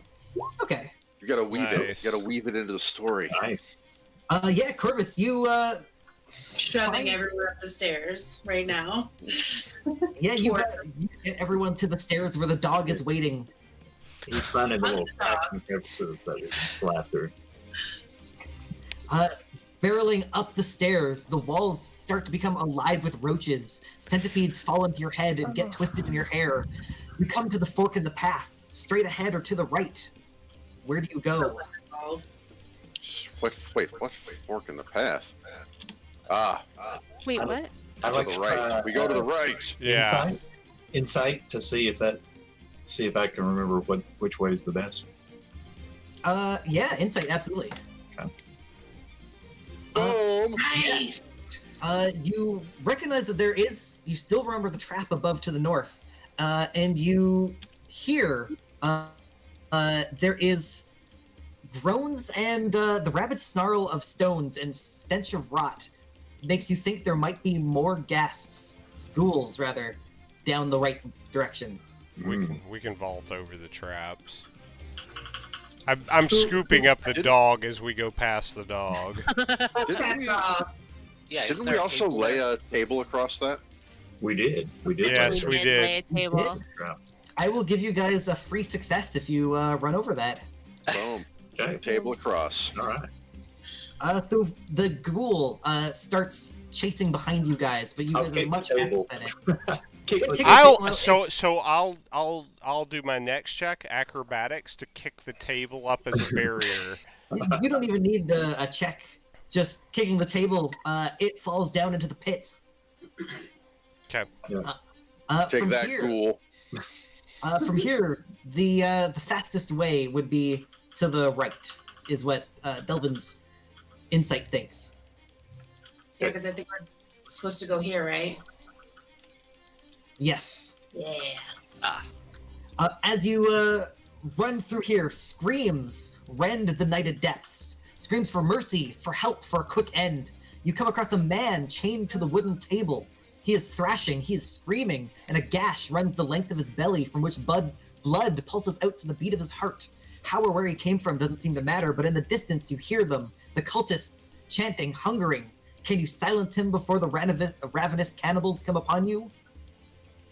So I'll use persuasion to basically I'll be sort of distracting the rest of the party to focus on the task at hand and to ignore any sort of distractions as we move forward. Yeah, absolutely.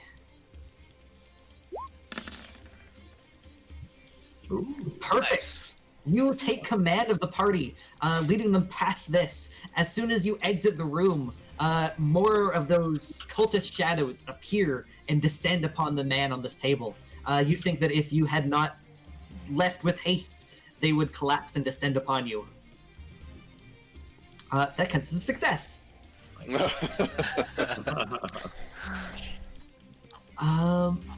You get to the spiral staircase leading you upstairs. Party is here. You thunder up the stairs. The wails of the dead all around you. The mortared walls pulsate with hordes of spiderlings, all fleeing downward. No, not To spiderlings. Out from the abyss below you climbs a spider the size of No. a boar. Oh my No! Oh, no. A what? A door? A boar. No! A boar. Okay. Do not And- like. I am going to roll a dice. Does Revan have the same phobia as Sean? Yeah, well, by Flies always default, have to be by spiders. default, yes. Unfortunately, so I rolled to see who might be caught, but Elphaba, you were in the back when Mother appears, the size of a boar. Mother? Oh. The mother spider. The Mother Spider unleashes a glob of web, which locks your feet down to the staircase. I'm going What do you guys to do? grab hold of Elphaba and try and wrench her free from the web that's attached to her feet. Yeah, with athletics. Yes, athletics. Elphaba, do you take Pavu's hand? Yes. Of course I Uh, do. Yes. You, Pavu wrenches you upwards, out, into safety as you get to the top of the stairs. The spiders seem to Pavu. dissipate into the darkness. We need to head this way, right? Run, Or yeah. to a window. Yeah, can we jump out of a There's window? a window here to a landing. Well, this is the 3rd floor, right? Yeah, but there's a landing one floor below. Okay. We come Uh, here. Yeah, but This- who can make that? This room, all of the furniture that you had torn the blankets off of, I believe you guys took the blankets off of Yes, them. we did. All of the furniture has been replaced with instruments of torture. Oh no, let's not go in there. So... You guys are already here. Not only that, but the windows have been bricked up. Oh god. Man, they were busy while we were downstairs. You guys can dash out down the staircase to the Yeah. floor Yeah, below. can we do that? And when you get into this room, dust chokes the attic. Where there once were windows are now bricks. Whatever spirit that haunts this wretched house clearly has no intention of letting you leave. As you get down into this room, room 15, give me one sec. As you rush towards the door, you hear a woman shout out, "Tell me to push one more time, Manella! One more time, and I swear to the Morning Lord!" But her purse is quickly consumed by cries of pain. As you dash into the room, women crowd. You peek into the room. Women crowd around a young girl laying in bed, her feet up, her face twisted with pain. While a midwife says, "The baby's crowning, but God, its ankles first!" The balcony lies nearby, and with frustrated horror, you see that the door has been replaced with bloodied scythe blades that seem to spin even quicker whenever the girl's contractions rage. Gross. There's no door. The stairs. Sorry, all of the doors in this room are replaced with scythes. Ah, Perfect. Okay. Okay. Can we so- go to the stairs or no? Can we acrobatic through the sides? Yeah, one of you can definitely take acrobatics to try and take the leadership role in guiding people through the blades. I'm just saying I have really good dexterity, so. You've already used your acrobatics. This I've got a 4 plus 4 acrobatics. I got Do it. 5. Okay, go Yeah, Yeah, I for only it. have 3. Okay, 0. Let's go for it. All Tuck and right. roll. Oh god. Oh my god. Zeros, You get sliced by the blades. Okay. They are moving with a unnatural strength, and you take 7 slashing damage. But it could have been much worse. That setback takes a few seconds off of your time. You guys are struggling to get out into the staircase itself, but after enough time, you've managed to get through. Though you can tell that the walls are crumbling around you. One sec. This is room 11. You get to the balcony on the 3rd floor, right here. The door to the bathroom begins to bulge, buckling in its frame. There comes a crack. The wood splinters, and a flood of filth comes crashing out, threatening to throw you down the stairs. Nope. Can we run down the stairs? If you can think of a skill that could do that. Oh. Shit. I mean, I guess I could try athletics. Or dexterity? Dexterity is just the ability. The skills are to the right. I only have a +1 to athletics to just jump over that. I've got acrobatics +4. I can try Yeah, it. that's I haven't great. used mine, so. I'll try it. No athletics. Revan, you try and tell people, like, quick, you can hold on to the banister and, swing yourself up, but you're unable to get there in time. Ah, You guys are launched downwards. Who Uh, fell? Uh, I'd like everyone to make me a dexterity saving throw. Oh, no. Yeesh. Yeah. Oh my god. Oh, Uh, Kelvin, Jeez. it's like even red to show you how awful you did. You're bad and you should feel bad. Delvin, you are about to fall, and you find yourself hovering over top, not hovering, but like about to fall down the center of this pillar. But luckily, the blast sends Zeros knocking into you, and you fall into the wall. Zeros falls 3 floors, and then many more floors as it seems to go down almost infinitely. The spiral staircase spreads out, and you hear a sickening splash and crunch as Zeros hits the ground, and then your vision fixes, and it's only 2 floors, but Zeros is, well, Zeros, you find yourself in a animal temple. In front of you is a shard which says, "I'm glad you found me. Your time is not up. Aren't we? All you must do is accept my gift." Do you accept it? Yes. Sketchy. You guys, the rest of you see Zeros's eyes open up, and his twisted back seems to snap into place as he sits up. Hmm. Here. Zeros. You get touched by the mists. Oh. Oh, shh. Cats Oh, hiss as you no. approach, and milk sours at your touch. You detect as an evil undead to the detect evil and good spell. You I are knew not, there was something wrong with you. you are not evil, but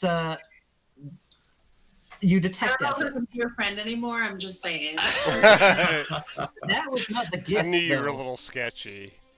That wasn't the gift. This is the gift. You awake with a parched feeling in your throat, and your face has lost its mouth. Oh god. You no longer need to eat or drink, but you gain the ability to communicate telepathically. What the? Okay. Wow. The rest of you don't know any of this, because Right. all you see is Zeros, who is awake and Looking like alive. a bad zombie movie. Oh, I can't Yeah. drink potions? Oh my Something god. is strange about his face. Zeros, do you have a beard? Zeros doesn't have no. a beard, so. No. Uh-oh. But you guys are panicked and you're covered in Oh, yeah. filth. We'll deal with it later. deal with it later. I just go telepathically. I'm good. That's fine. This is fine. Everything's fine. You get to the ground floor where the doors swing open. As you get to like the front part, you see that outside the mists have cleared. However, as soon as you get to the door, the mists shrink back in, clinging to your every stride. In the moaning wind, you hear the squealing of metal, and the portcullis in front of you squeals shut, with along with your your only chance of salvation. As you rush forward, two figures appear, Rose and Thorn. Oh The no. girl shouts out, "You can't leave us! You can't!" Are they inside or outside? They're inside. They're They're inside. directly in front of the portcullis. Can we try and sneak past them? I did my last one, right? I did the athletics, is that correct? Yes. Okay. Maybe intimidation. I would love to try an intimidation. Okay. Or I could do insight to see how to get them to go the fuck away. Yeah, an insight also works. I have intimidation 4. I have insight I've- 5. I actually have a better intimidate than you. Wow. You're That's out of just character. nice. It seems like insight is the highest skill. So if you want to roll me insight. So you remember that, or you realize that these children don't have eyes, and that these are the children that you saw outside originally. You Wait. remember that you laid these children to rest, and you see through the illusion. Oh. Corvus dashes through the portcullis, which doesn't exist anymore. Oh. Excellent. All right, follow. Dash through the mist. The manic shrieks and demands of the dead thundering across the gloom behind you. With one final push, you hurl yourself through the gates, landing on the gravel street outside. You're bleeding, you're aching, and your heart feels like it's about to burst. And you taste bile at the back of your throat, but you're alive! By all the gods, you're alive! You look back at the house of utter death and shiver as it collapses upon you. I didn't get the eyeball. Oh no. No! I got the frog stick. I got the frog stick though. Oh, my my God. eyeball. We'll find you another eyeball. Promise. Yeah. Yes. Oh my gosh. Oh, I hate Wow. children. Where's Hey your Daryl, how you feeling? Can't say What you shit. guys doing? Wrong. Dude, what the fuck's the matter with your face? Yeah. You guys hear the voice in your head. You feel like you've been through a lot, and you feel like whatever has happened throughout this house, you've learned a lot from it. You guys level up to level 3. Yeah. Ding. We're a real boy. I have to admit, I thought Pavu was going to die, not Zeros, but Oh, I thought for sure I was dead. Yeah. That was clutch, guys. I don't know what that means. No, so good timing. Well timed. you guys can level up to level 3. I am going to call a 5-minute break while we level up, if that's Yeah. all right. Yep. That's sweet. And I will see you guys in a couple minutes. Sounds good. We on pause. In the process.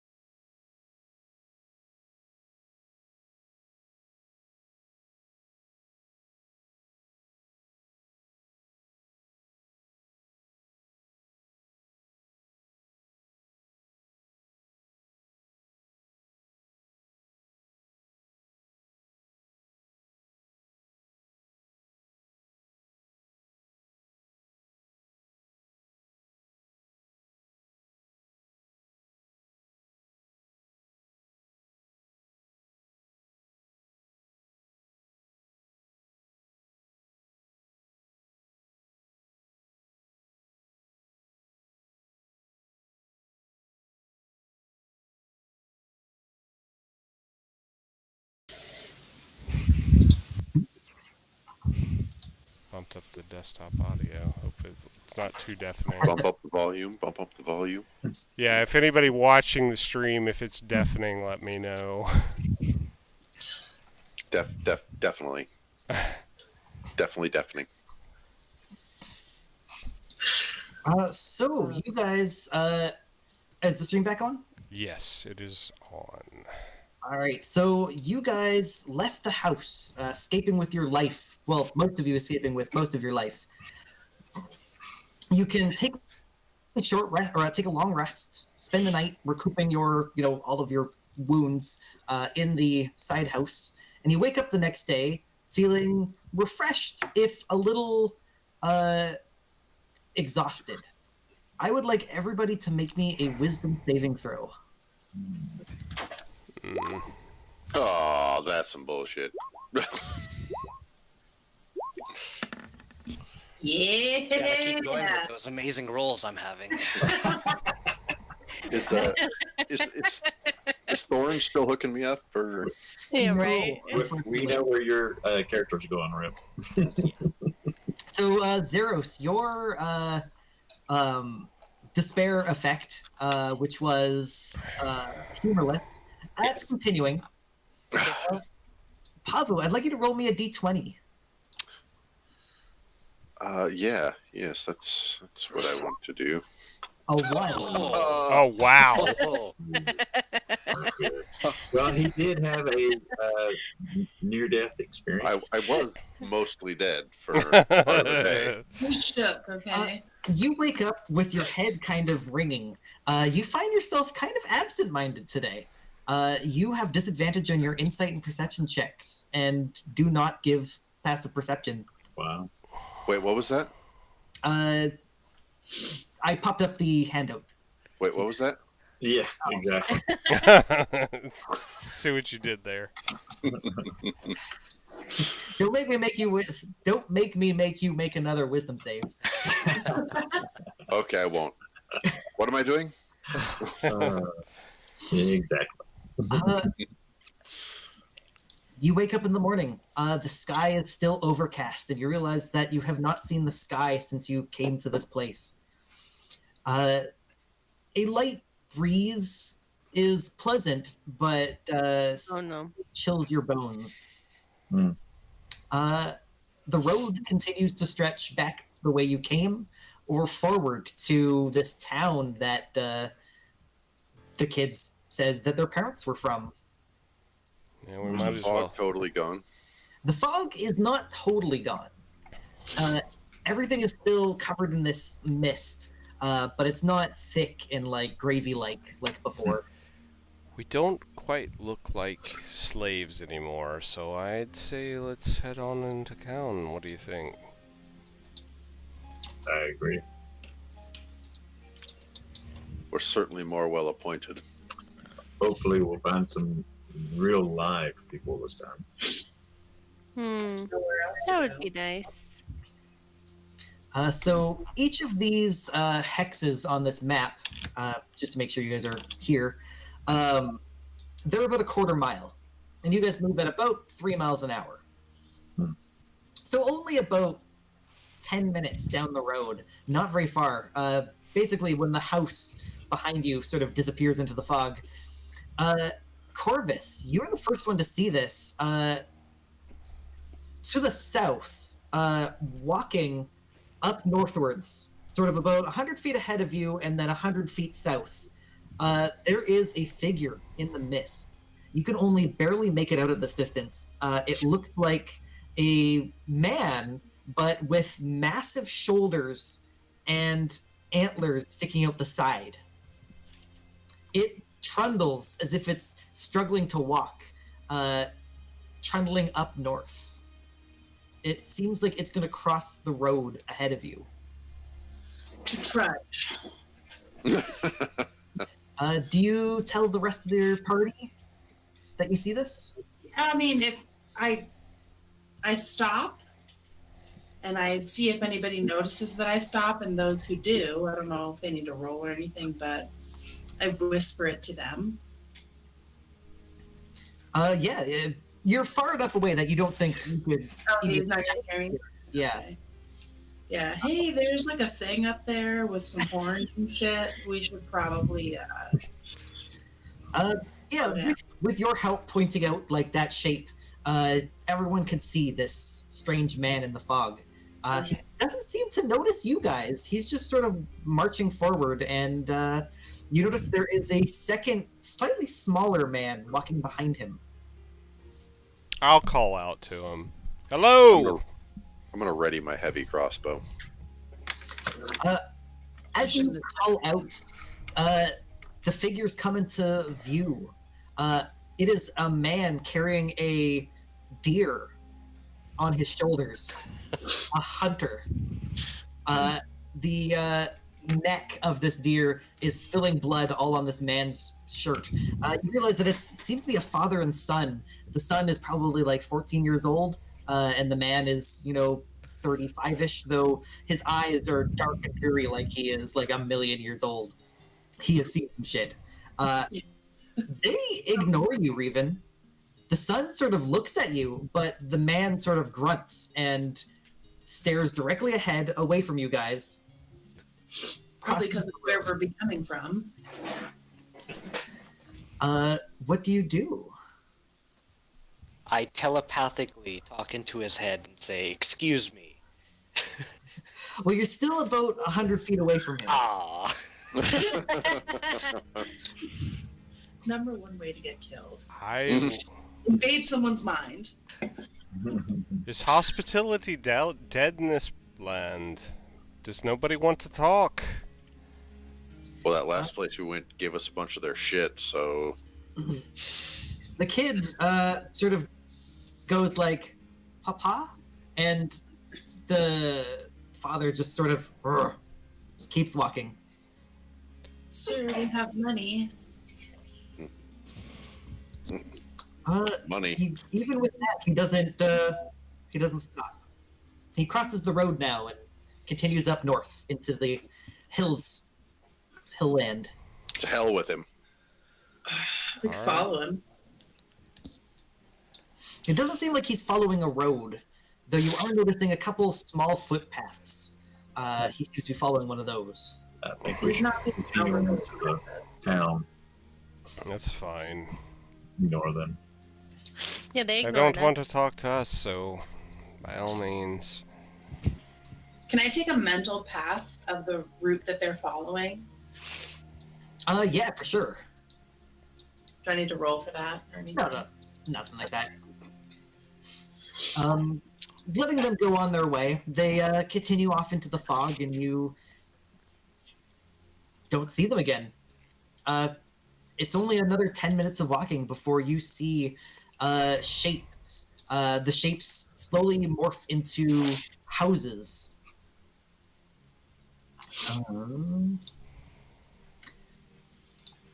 The tall shapes become recognizing, the muddy ground underfoot gives way to slick, wet cobblestones, and you notice that the windows of each of the houses stare out from pools of blackness. No sound cuts through the silence except for a mournful sobbing that echoes through the streets from a distance. You see a sign, and the sign in this strange, I don't want to say font, but in a strange font, says Village of Barovia. And on top of the sign is a raven, which has something shiny in its mouth, and it just stares at you. I'm gonna try and shoot it. So I'm gonna, I'm shooting it. as we enter in, I'm gonna use my cantrip of minor illusion. I've already got noblemen's clothes, but I'm gonna make them look much finer than what they already are. And I don't have particularly nice boots, but I'm gonna make myself look like I have very nice boots. Just look like the very image of a nobleman. Okay. Give me 1 sec. I need to look up what a raven's AC is.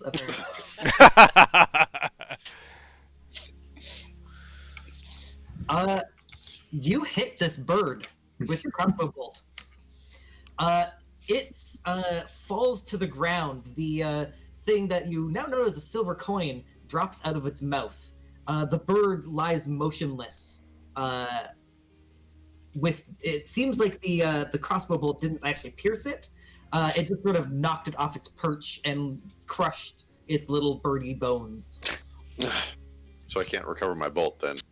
No, the bolt's fine, actually. You can pick up the bolt. Perfect. I'll take the silver coin too. As you come close enough to the sign that you can be like about 10 feet away from the bird, it shakes its head and sets back up. And gets up and starts to fly away. Watching you, bird. It flies due west down the main road of the town. Is the coin still there? It is.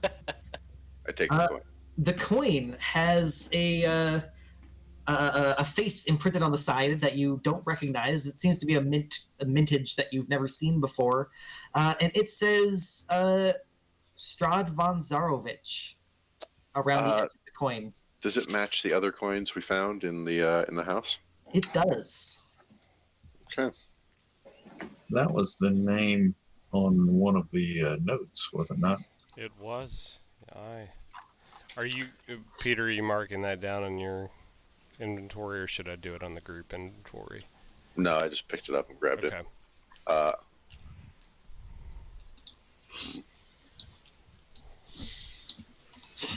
Yeah, I'm going to guys, look after the bird and see if I can kind of visually follow it until it disappears into the mist. Yeah, it seems to go all the way down the length of this road through town, and sort of leaves town. Something west. unnatural about that bird. Well, it was Don't say. carrying a coin, so I don't know that I've noticed that birds have learned how to gamble or purchase various goods or Services. It's a raven. They love shiny things, but I mean, we're in a very strange place, but still. So this is what the town ostensibly looks like. By the way, where the hell are we? Like, Barovia? Have any of you heard of Barovia? Like, Anyone have history? No, and you will not have. If anyone wants to roll history, yeah, for sure. sure.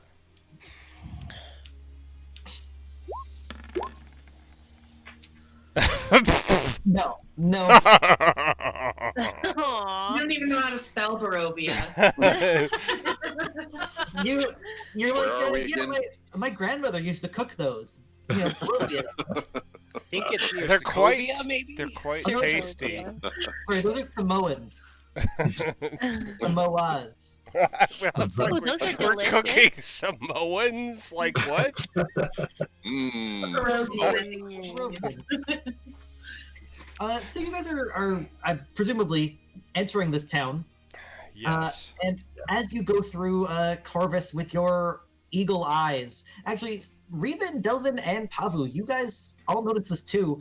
The houses, some of them seem to look like they're lived in, but just as many look like they're completely abandoned. They're bricked up both from the outside and some of them from the inside. Hmm.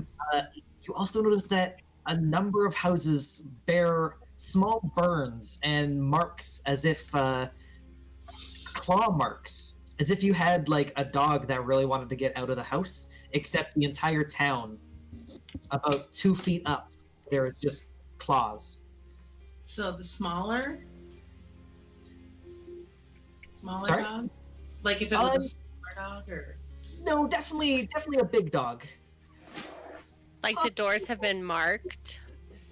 Yes. Well, it's not only the doors, it's also like bits of wall have been attacked. The outside of the houses? Yes. Okay. Are there any houses that look like they have people in them? Can we figure out which ones? Yeah, there are a couple that have some movement inside. But the one that's closest is the one directly south of you. It has a door that is quite thick, but you can see in the dirt-caked windows movement inside. Do we see any signages in front of any of the houses? Show like inns or taverns or shops? You can see down in the west there is sort of a town square that looks like it might have the most. We should No, we'll continue on start that there. direction. Yeah. Tally ho. So it's not very far. A couple minutes gets you to the center of town. Again, there's no real sounds here. Now there is the sound of someone chopping wood off in the distance. You can't tell if it's north or south because it kind of echoes everywhere. But ever present is this wailing of someone very mournful that fills your thoughts with sadness. As we make that walk, I'd like to try and make a check to see if I can see any more signs of animals besides the scratch marks, or if there is any animals actively. Well, the dog that is following you seems to dash forward and seems to be sniffing at things. It looks a lot more lively now than it has before. Other than that, not really. Did the dog level up, by the way? It is You know, not a gain dire some wolf. bravery or something. It's a dire wolf. Yeah, now. is he brave now? It took a level of wizard and studied that spell book. No, it's definitely a rogue because it did some crafty evasion of death a little while ago. So in this town square, there are a few buildings that the one to your south with the red roof, sparse light spills out from the building from behind drawn heavy curtains. A sign over the door, creaking on its hinges, reads Bildrath's Mercantile. A single shaft of light thrusts illumination into the main square from the northern building. The brightness looks like a solid pillar in the heavy fog. Above the gaping hallway, a gaping doorway, a sign hangs precariously askew, proclaiming this to be the Blood on the Vine Tavern. Tavern it is. Tavern could use a sounds drink. good. Yeah, I could use it. Never mind. My mother used to own a tavern. As you guys head towards the tavern, the dog actually dashes away from you guys. It goes southwards. Mm. And as you watch it, it seems to go to this blue house right here, where it seems to scramble around the back side of it. Dashes down like an alley between the houses. Alright, I'll follow the dog, see what the dog's up to. You guys go on to the inn, I'll catch up.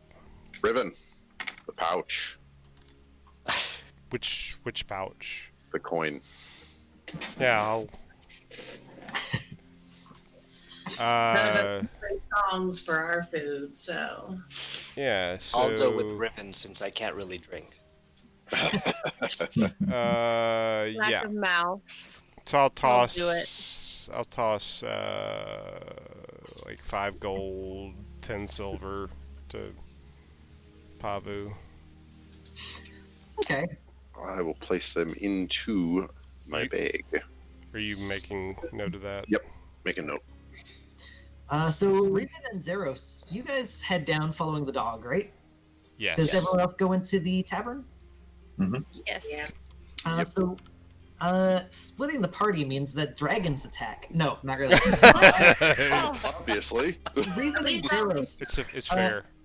you guys, two of you, follow the dog down to a dark 2-story townhouse, and that is where the moaning sob floats from. It seems like someone is crying on the second floor of this house. And as you go around back, you see that the back door is the sort of bottom, about a dog-sized hole in this door, leads into what appears to be a kitchen. And you see evidence that the dog went through that door. Bye. I don't know what's happening, but I'm just saying. Oh, okay. Okay, bye. Is the door open or is it locked? Do you check it? Yeah, I'll check it. Yeah, it's actually open. All right, open it. Sippin', hello. Give me half a sec. Zeros and Reuben.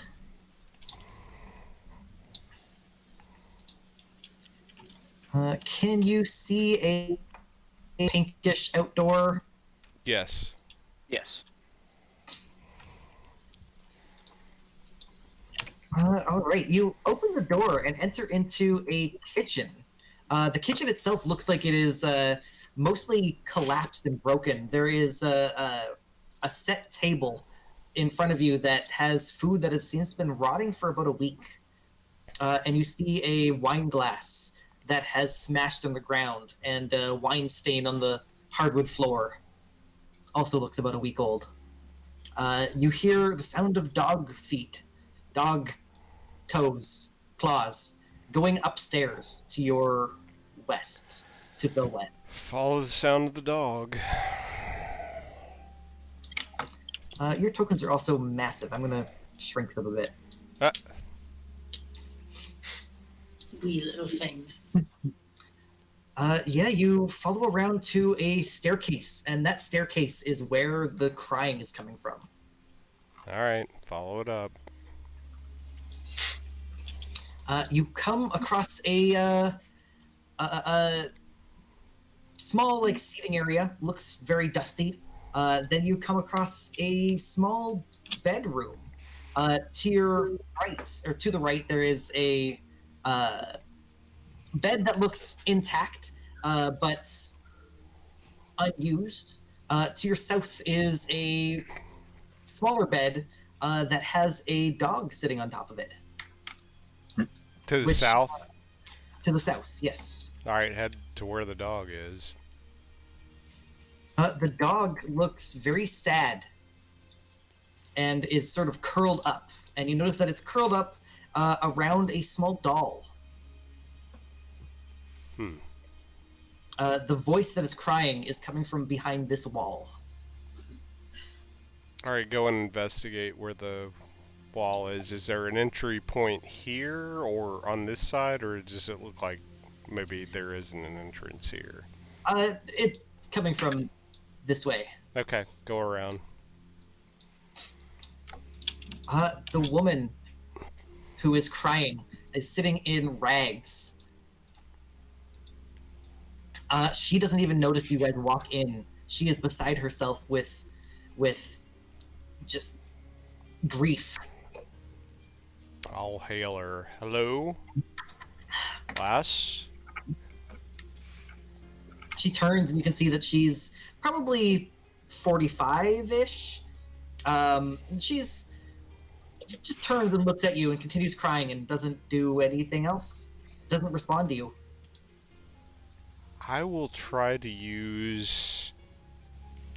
let's see. Hold on a minute. Let's see. Is there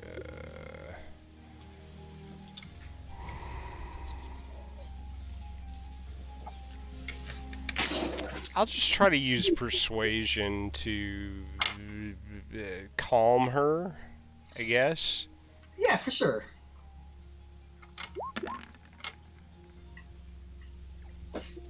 So yeah, I assume you speak nicely to her. And, Yeah.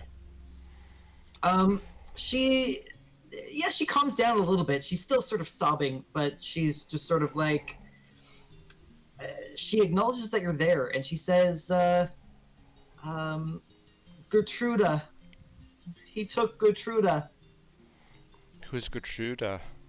Is she your daughter? She takes a small painting that's fairly well done of a girl that looks like this. And she says, yes, my daughter. The devil took her. Who is the devil? The Count. Count Strahd. He took her in the night. And she goes back to crying. When did he take her? So I guess I should ask at this point, what does your brand of telepathy seem like? Like, would you want it to be something that could could seem like it's coming from you, or do you want it to be more alien and more? Can I change it? Yeah, I'd say you'd be able to. Okay, so I want it to be coming from me. Okay. Yeah, so she responds and says, I forgot what you asked. When did he take her? She says, a month now. Sorry, a week now. A week now. Okay. And it looks, now that you're like looking at her closely, it looks like she hasn't eaten in a week.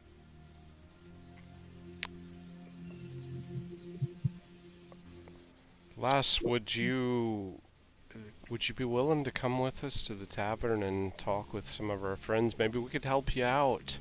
No. I must stay here and wait for Gertruda. If she comes back, if the devil gives her back. Well, we can help you find her. No, I can't leave. Well, you wouldn't be going far. You'd just be going to the tavern. She's I'm gonna use your persuasion from before, and she's kind of like, okay, I'll follow, but we must be fast. I must be back for Gertruda. Of course. By the way, is this dog here? Is this familiar to you? That's Gertruda's dog, Lancelot. Lancelot. Hell. She loved stories. She named him that. He is a brave dog.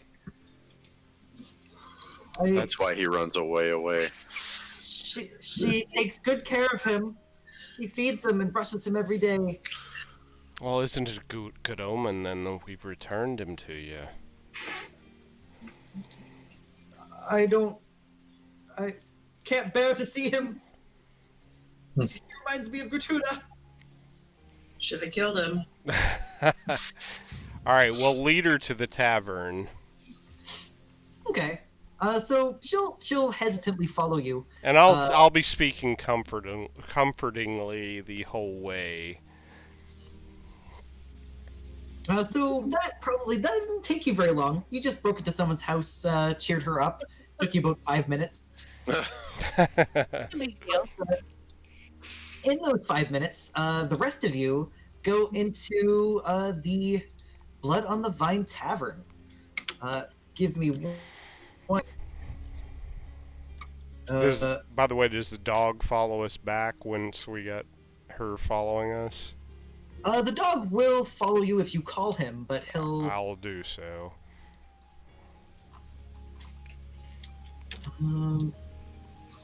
Oh, geez. The tavern map is completely broken. It's not important unless you guys get into a fight in the tavern. So what you're saying is it's important. Refresh. This guy. You enter the small tavern. Frozen stuff. Think Wait, that what? I profitable did not growth. hear you. Just saying, you pick a fight with everyone. So as you enter the tavern, you realize that it once said Blood of the Vine, but the N has been scratched over the F at some point. It seems to be once a finely appointed tavern that has grown shoddy over the years. It's about 60 feet square. A blazing fire in the hearth gives scant warmth to the few huddled souls within. There is a barkeep who is a pudgy, dour man, and he seems to be just cleaning this glass over and over. Delvin, you notice that his eyes seem to be almost glazed over, and he does not notice you enter. Sitting at the table nearest the door, there are 3 women, probably 20s to 30s, and they are dressed in bright, colorful silks. They remind you a lot of the clothing that Aragol wore. They are bright, colorful, and they are laughing at the table. And the only other person here is a man in the back of the tavern, sitting with a mug, just sort of sitting like this, and sort of glancing at you guys, not really doing anything, just sort of taking you in. What does he look like? I mean, what type of fellow? He looks like a younger man, probably 20s to 30s, but stress has aged him immensely. He's got sort of long blonde hair, chiseled jaw. But he does notice us. He does notice you, yes. And the three women notice you as well. And they are having a good time. They sort of smile and they're like, oh, look. And they're sort of pointing at you. It's like, look what the bat dragged in. I will grab a chair and sit down with the ladies. I'm proficient in gaming, and I will see if I can identify the game they're playing. They're playing, it seems to be a variant of poker. Ooh. I believe, ladies, I've played this game before, but it seems as though you have some different rules. Would you teach me how to play?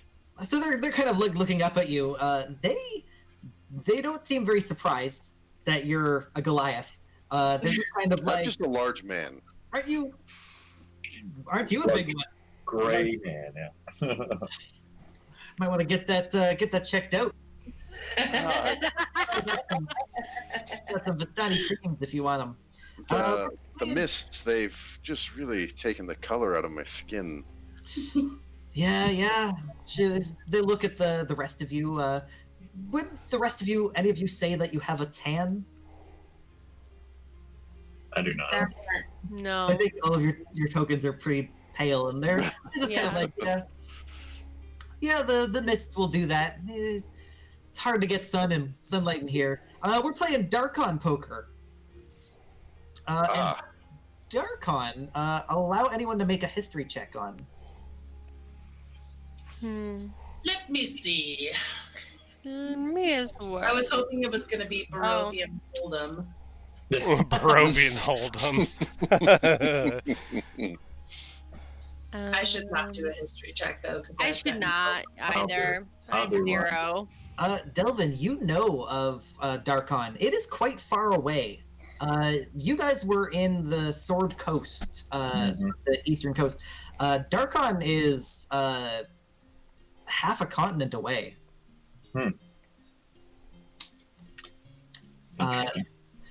But they teach you, Pavu. They're just like, it's you do this. Jacks are wild, etc. I don't actually know how variants of poker work, to be honest. It's fair. But they do, and that's the important part. They explain it to you. So, do you have any like trinkets on your body? Like you've got the cufflinks you brought from Barovia. I have got cufflinks. I've got a awesome crystal orb. But no eyeball. The no eyeball. And I've got a ring. Did you bring anything from back home? No, I did not think we're allowed to bring trinkets. No, each of you were able to bring one trinket on top of the one major item that you had. Then yes, I brought a trinket. I'm gonna roll the 1d100 right now.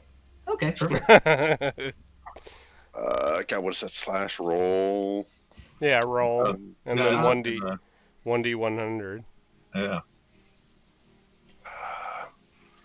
Okay, there it is. There's the 1d100.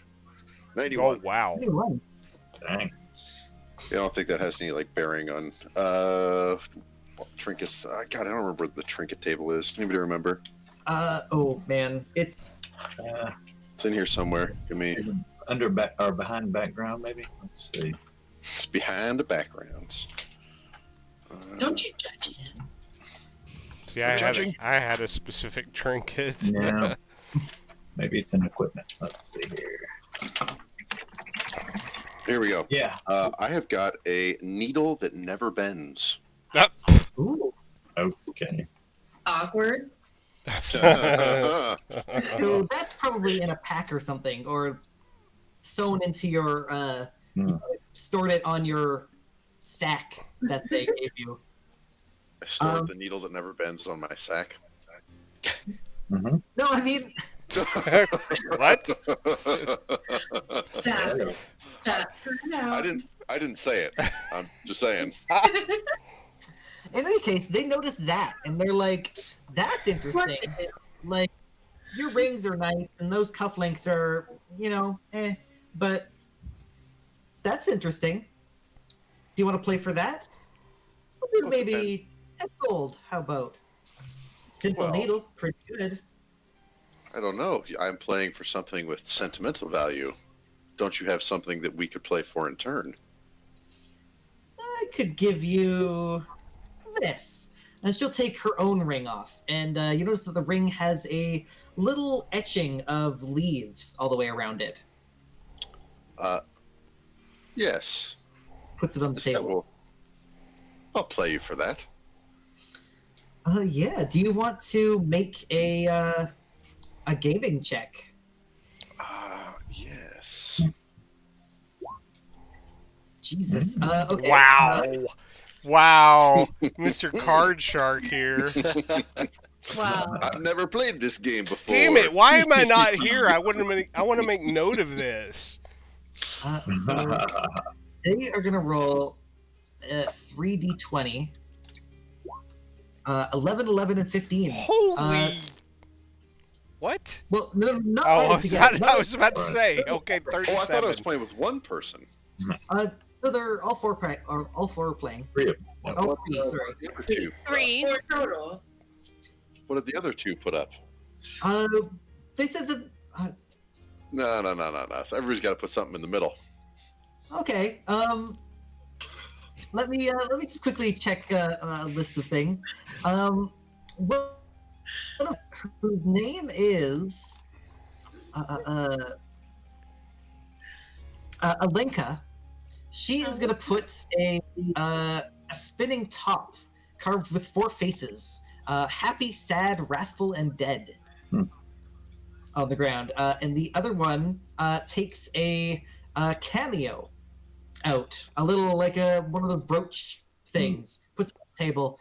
It has the profile's face scratched away, and she says, "This is my grandmother's." What was her name? Her name is Mirabelle, Say again. and Mirabelle. Mirabelle. And the first woman is Sorvia. So it's in chat.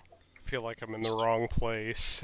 Yeah. Can I just go up to the bar and like snap my fingers in front of the tender and be like, "We'd like some ale or some wine"? Oh yeah. So the man is just sort of mindlessly cleaning glasses one after the other. And Delvin, you notice that he gets to one end of the glasses and then starts at the other end again and continues cleaning the same ones over and over.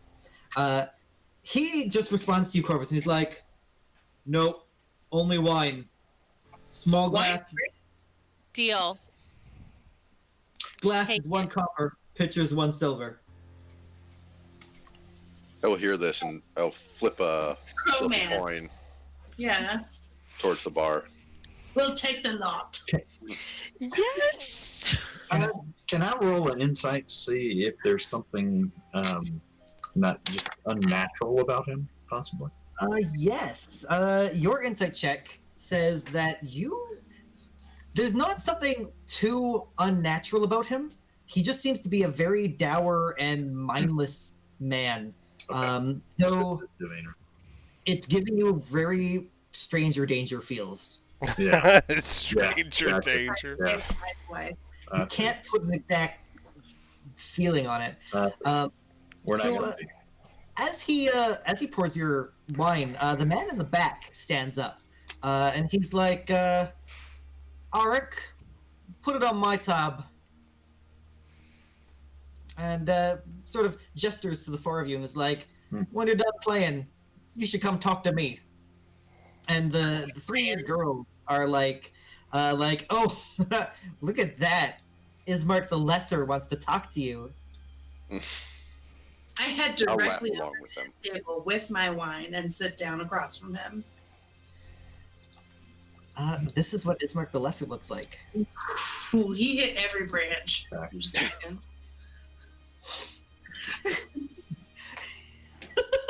I don't know. I think he's a handsome fellow. He looks like a branch.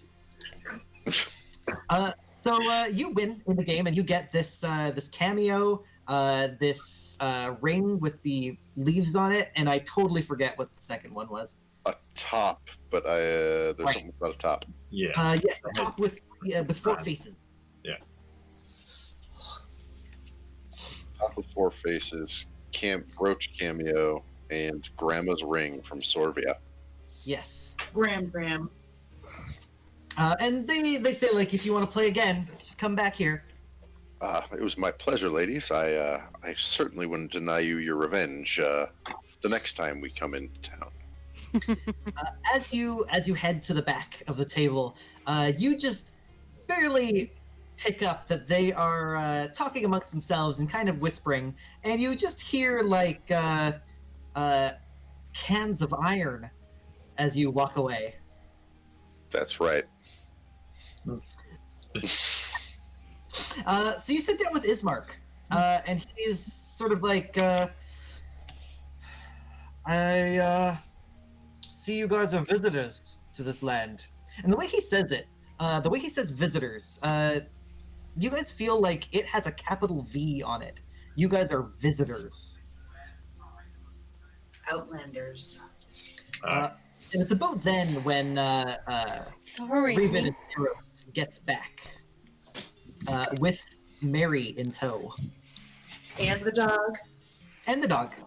I will usher the Mary to the table where the rest of them are. But so, question: are the 3 girls attractive? Yes, very. So I'm going to usher Mary to the table, introduce, and I'm going to immediately go and start carousing with the attractive women. Okay. Yeah, they'll keep doing. Do you have any trinkets on you that are from outside of Barovia that you? brought Oh from yeah, home? yeah, I do. I've got a fox necklace for one thing. So. Okay, they definitely play for that. Oh, If I'm you- not playing. Not playing. I'm carousing. So Okay. I'm being charming. I'm trying to elicit whatever information I can out of them. I'm also just ingratiating myself with them. Okay. Make me a persuasion check. Normally I wouldn't, but this is a good persuasion. He's magic miking for them. Oh my. Ah, Okay, 13 is not bad. You've done better before, Yeah. but I know it's been a few days. It's and been I a also while. remember I've also got that illusion up, so I look That's like true. I'm important. You look like you're important, but I guess that's sort of countered by the fact that you've been in prison for the last while. Yep. So, 13, yeah, you're doing okay. You sort of learn from them that they are the Vistani. And I will tell you more about that shortly, because I want to go, I don't want to forget, you lead Mary to Yep. the table, and Ismark sort of stands up and is like, "Oh, Mary, I didn't know you were out and about." And he kind of looks at, well, Revan, you've gone off to the other table, so he looks at Zeros and is kind of like, I haven't been able to get her to leave the house since Gertruda. And he sort of stops as Mary's eyes well back up again. And he's like, "What did you say? You have no mouth." I've been covering my mouth like this. Okay. Oh, then he wouldn't really notice. He'd just be like, strange. How did you get that? How did you get Mary out?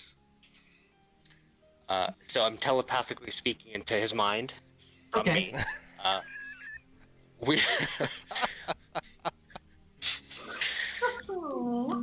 we brought her here so that we could possibly find a way to help her find her daughter. Does that mean everybody else doesn't hear that? That's Probably correct. Yes, it does. You can't just like radio wave it. Yeah, just, like, General Right. broadcast. You mental. probably would have to do it one by one. Don't bother. Mm. He's just kind of like, I don't think.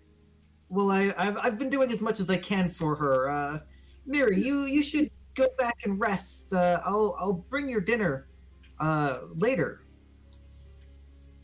And he's like, you should let her rest. She's desperately grieving. And Mary just kind of wanders off back to her house. And he says, Ismark says, I'll tell you everything I can about her. Okay. What is your position here in town? He sits back down. He's just kind of like, well, I guess now I'm the burgomaster.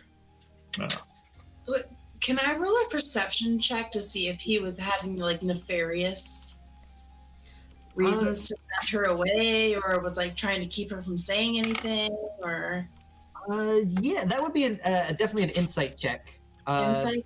Okay. Yeah, but remember, I'm rolling those. Oh, okay. Sorry, I clicked the button, but you can do your thing.